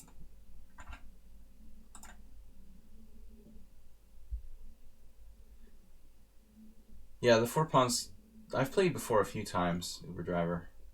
Been influenced by the Weedmaster. Having seen Joe play it so much, I mean, it has its flaws, though. There were some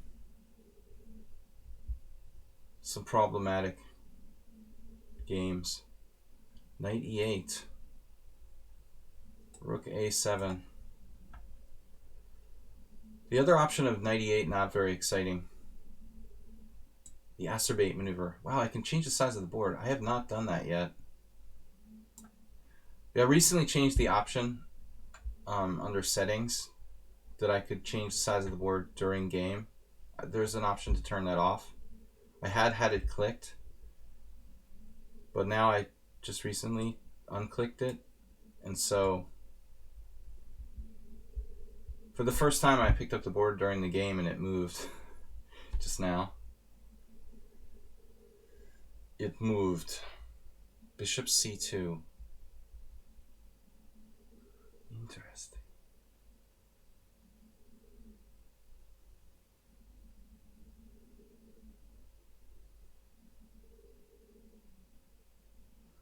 His knight is actually misplaced on b3. Bishop e6. Knight e4.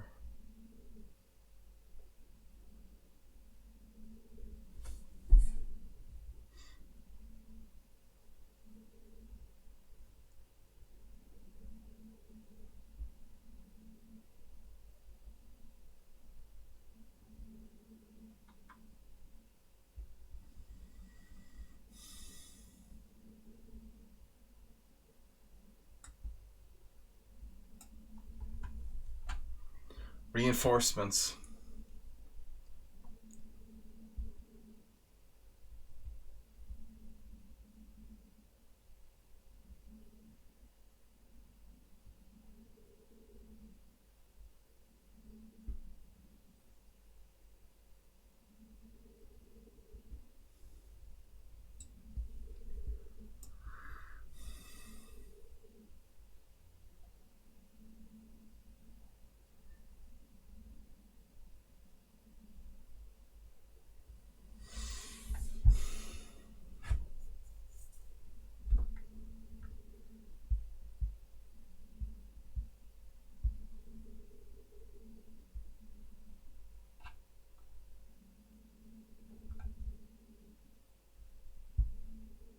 Lurks for advantage. It's an ambitious opening you played there. But it's solid. I don't think you deserve an advantage just yet.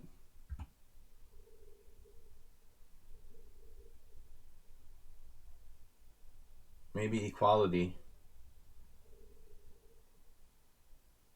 Advantage is a bit much to ask. Equality might be fair.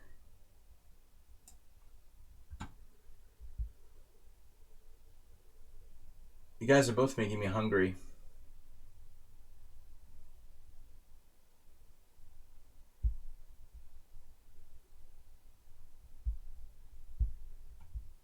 Some dessert. Dairy Queen. Probably only in the United States and Canada, Uber driver. The Europeans can't identify what you're talking about. Yeah, that's the joke we get all the time. One of my idiotic friends wrote that on his Facebook the other day. He's hungry. Damn, dude, that's lame.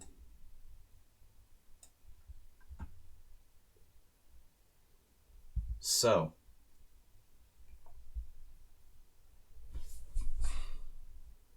quite solid for white, though.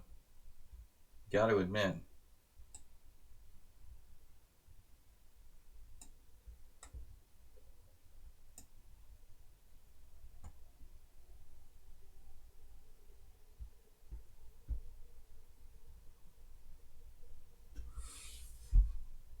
Sharp, tactical slugfest developing.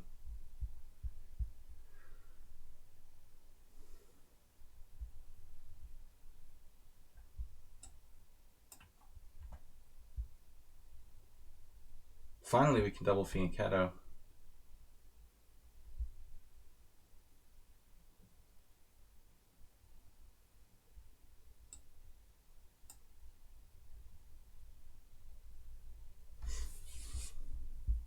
Looks like my Stonewall attack with Jeroen yesterday. That makes me crazy. Love the Stonewall attack.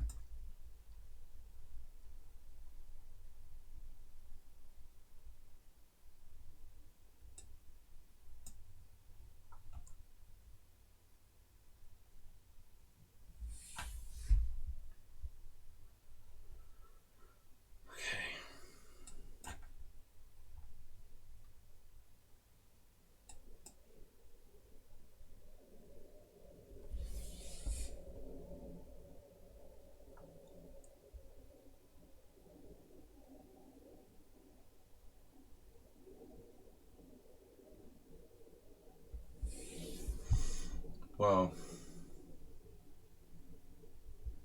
That was not expected.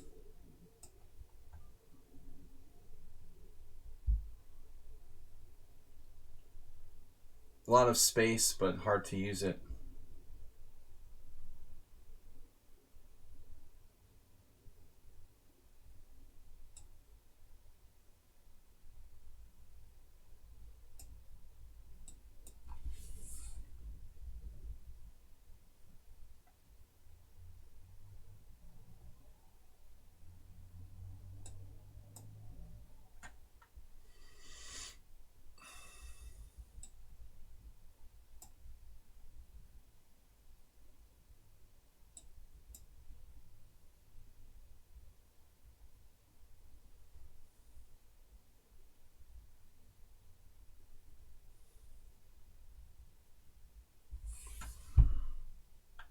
The border wall.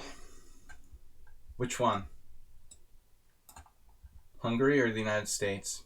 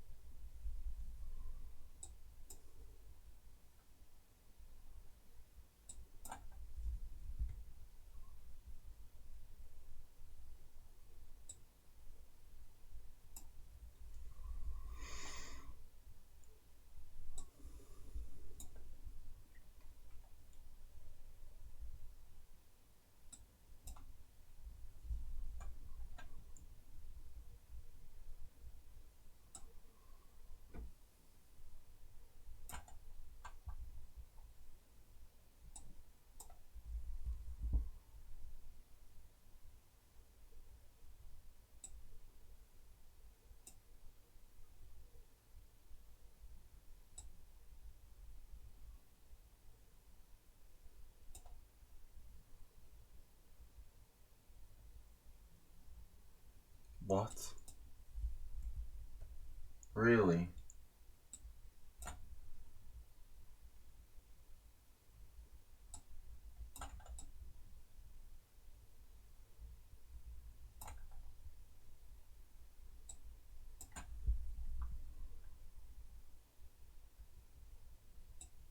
Kind of impressive.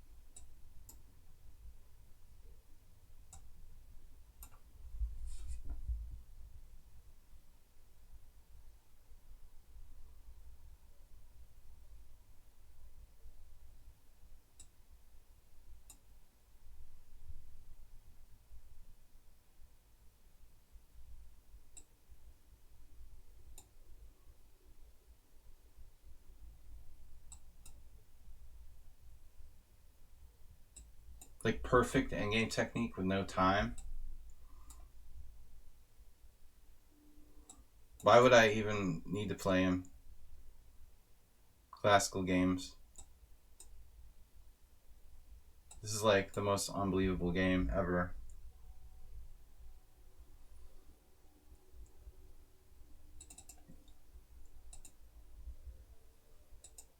He's like, just lets me have a winning position and then outplays me from it.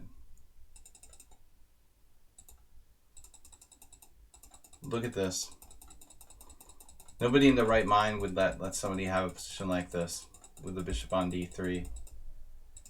That's crazy, dude. That's not even normal to play like that. You voluntarily let me have my bishop on d3. That's insane, dude.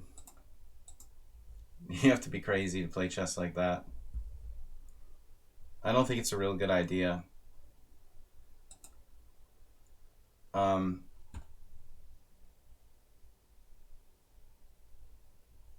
Wouldn't recommend doing that, dude, in a serious situation.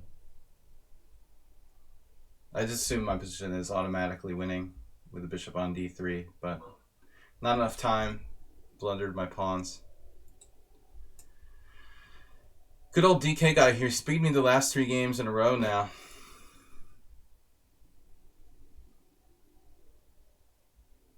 It's interesting. Alright, he's not here. We'll try to play someone else. Zatara's been waiting.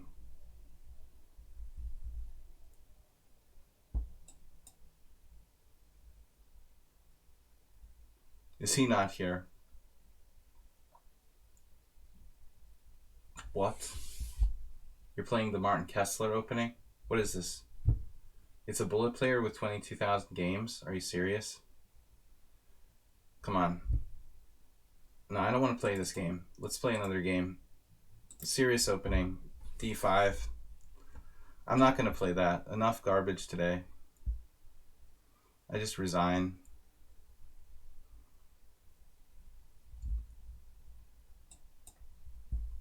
I'm not going to play that even.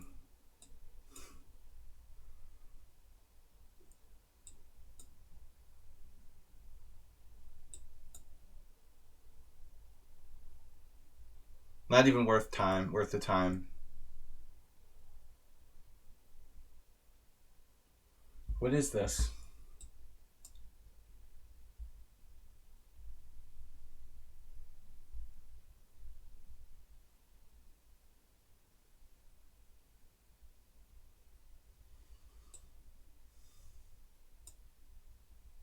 It's a very rare move order by white here.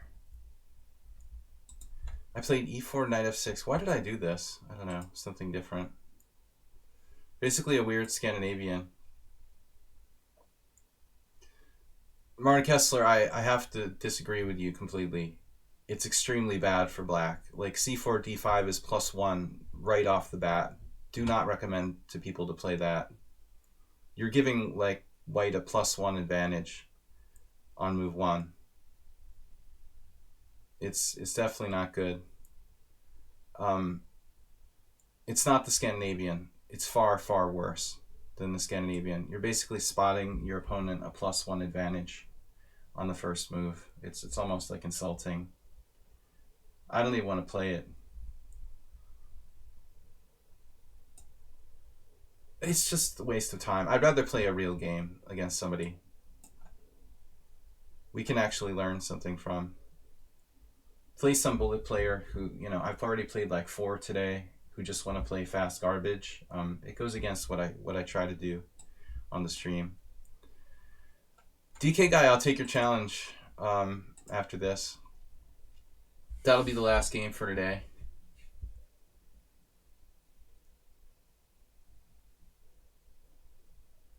Dude, I don't know. Whatever. I mean, you wait for 45 minutes to play, and then you play some kind of insulting, trashy move on the first move. What should I do?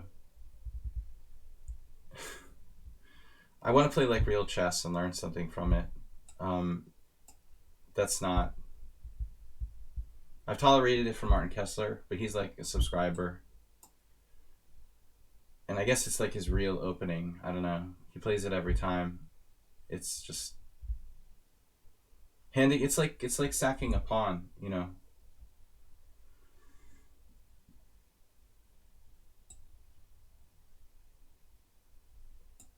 This seems clear advantage for white already. Maybe not. I have bishop f6.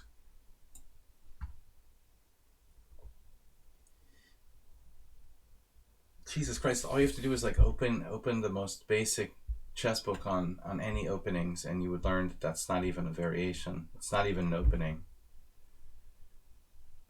It's like violating every fundamental principle. It's bad enough to play the Scandinavian, which I think is totally incorrect, but playable, you know. In c4 d5, you're just trading off your central pawn for a flank pawn on the first move. If you play the Scandinavian, you trade off the opponent's central pawn in the process. I mean, it's pretty much some kind of justification for that. What is this guy? Abject pawn. Got the weirdest opponents today. He's 1400 in bullet, 1700 blitz, 2000 rapid. I'm already very, very paranoid about my position here.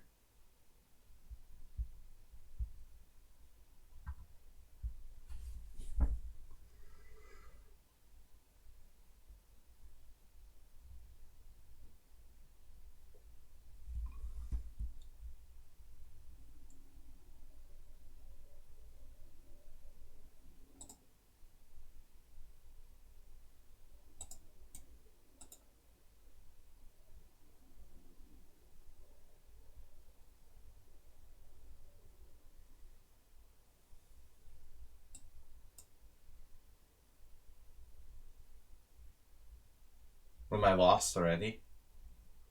I've actually beaten this player 4 times. They were 1700 when I played him before. Now he's 2000. What?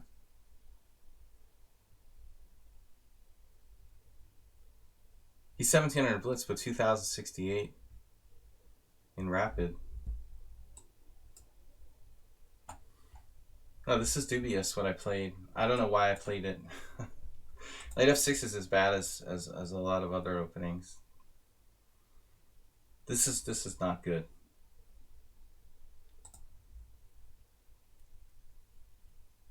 But I didn't play it on purpose. Knight f6 is...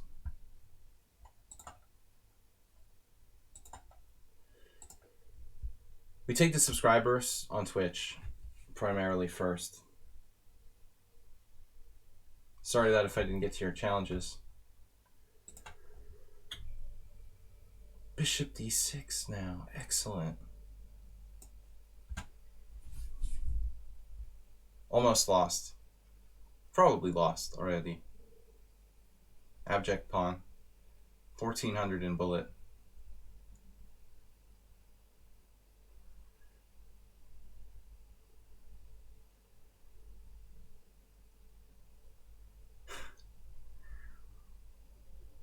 We had some weird pairings today.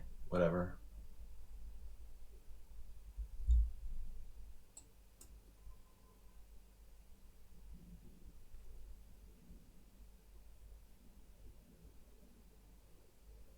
He's 1700 in blitz.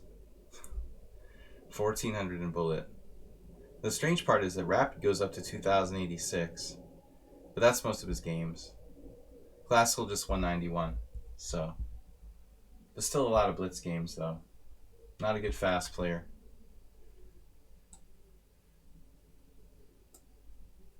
Oh, I just lost an exchange. Okay. Well, there's no move anyway. I'm in Zugzwan. He didn't take it. He could take it next move. Is this for real? Knight takes d4.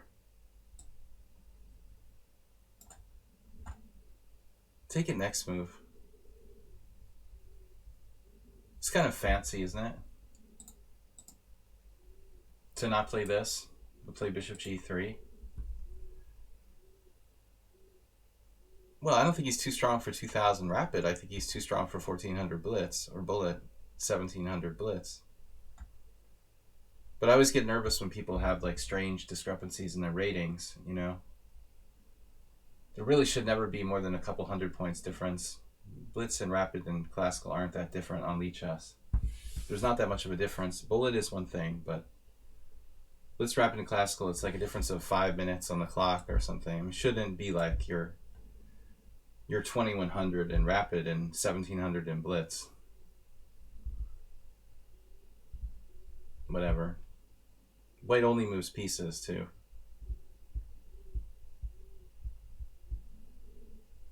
Alright, bishop c6. Maybe we can survive.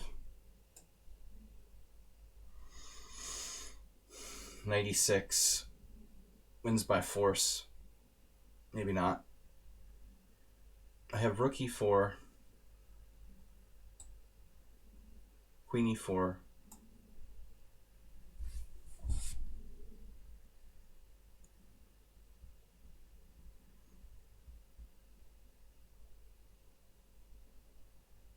$1,700 to 1,900. Yeah, I mean, it's really stretching it. 200 points is normal. 300 points is a little bit much. 400 points is too much. This player here, he's got 300 points. It's pretty much. But when I start to see like 400 point difference, I won't even play people because it's just ridiculous. Like, you can't be 1,700 in Blitz and 2,100 in Rapid.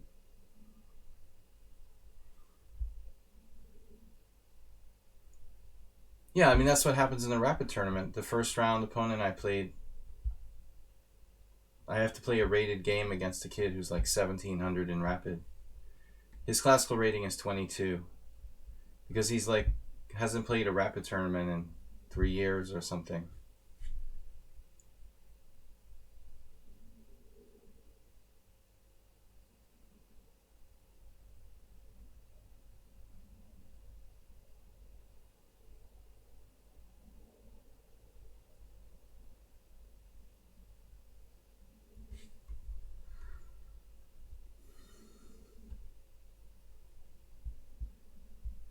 Pawn takes e6. I guess just take on e6. 2 pieces for a rook. Should be good.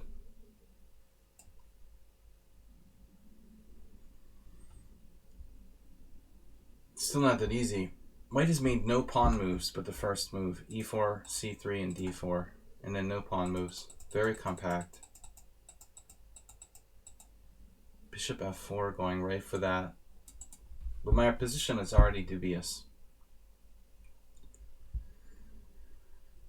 I have to play like a6 on move 11 and pray that I can hold the position. Already black is clearly worse.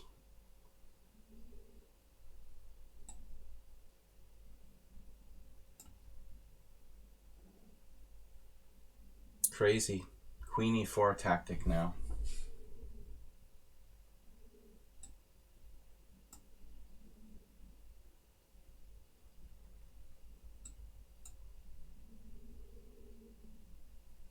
Interesting game.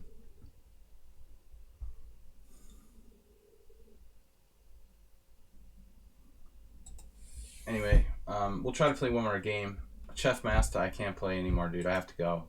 I've been streaming for 2.5 hours. We gotta go. Already I'm over time. I really shouldn't even play DK guy. What the hell is happening here? I don't know, man. The whole game didn't make any sense to me, honestly. I couldn't make heads or tails of this game from the beginning.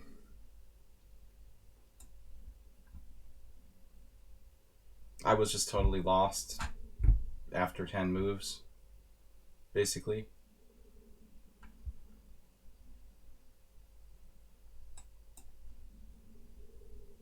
Now I'm better. I mean, I don't think I'm winning, but I'm better. It's a strange style of play. White doesn't make pawn moves. They only play with pieces. There was a pawn move finally. He did it because he had to. The pawn was under attack. These anti-pawns. I haven't made too many either. We're both anti-pawn moves. Weird games today, though. I didn't like the games today. I don't know. Everyone I play is like a bullet player. No one seems interested in playing like complex chess. That looks like a strong move. Bishop e5. Can I play this?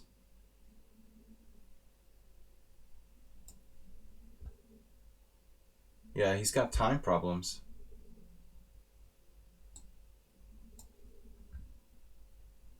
Finally makes moves. He only moves pawns when it's absolutely forced.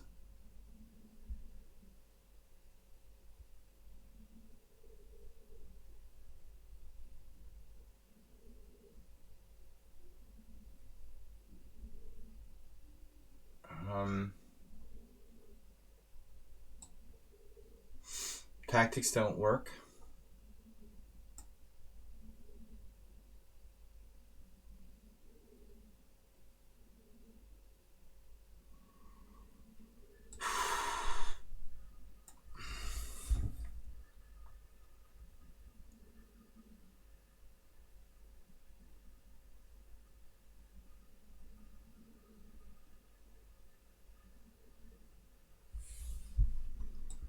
His bishop's so strong.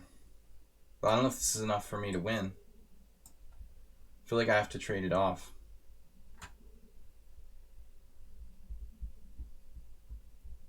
There might be winning chances here.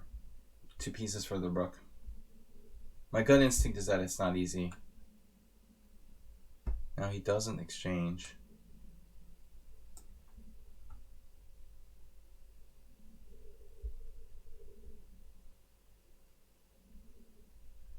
Alright, we'll play you later, DK guy. I should head out.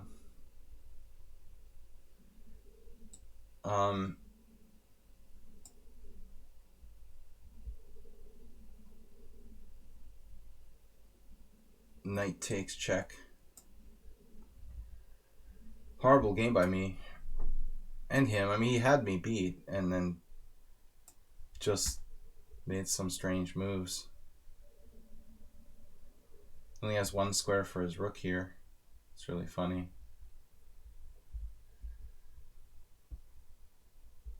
I mean, rook b3 is the only move that doesn't lose a rook. But now I'm winning with the outside h-pawn. This is a really strange game. I'm lost in 10 moves. I played knight f6 by accident. It's a terrible move. Like this is as bad as Blizzard's Scandinavian against c4. Almost as bad. Okay, 0.6. If we play the Scandinavian against c4, okay, it's only plus 0.5. Let me turn on. Okay, I was exaggerating. It's only plus 0.5. But look at the normal Scandinavian. 0.6? No, it will go down. That's surprising to me. I don't agree with Stockfish. I think it would go up in time. I can't believe this is not worse than 0.5 for black. I mean, maybe I'll be proved wrong. I can't believe this is a real opening. Only plus 0.5. Anyway, guys, thanks for the games. Sorry I didn't play better. Be better tomorrow. We're going to have a Blitz Arena tomorrow night, 6:30 CET here on lichess and Twitch. Thanks for the support, for the donations. We had a gift bit donation from C Wizzo and Jim for 300. Just now, Jim donated 300. Abject Pawn, I didn't even show the game, but I mean, you're just winning after 10 moves, after bishop f4. Thorelson has a game here. It had to be a Scandinavian with knight f6.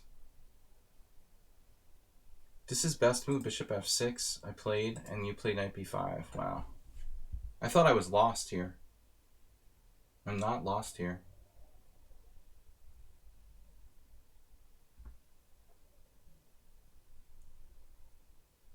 It looks horrible for black. No one's actually played bishop f6 is the best move, and no one's actually played that.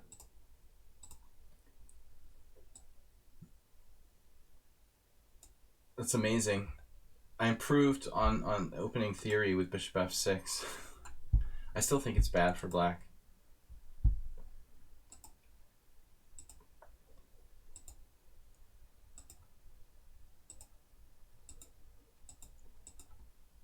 Dude, go back. Bishop c7.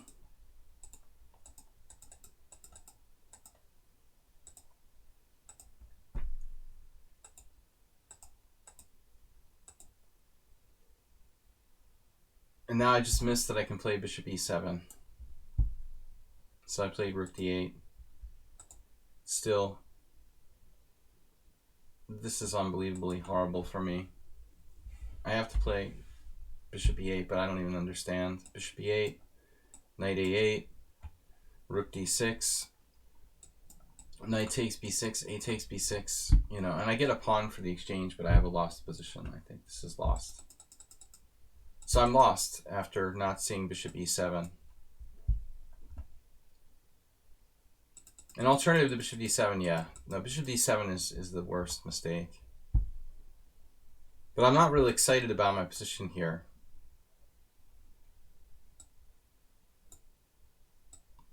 I mean, this is... White has a forced draw at will, you know, with knight b5. And that's the minimum.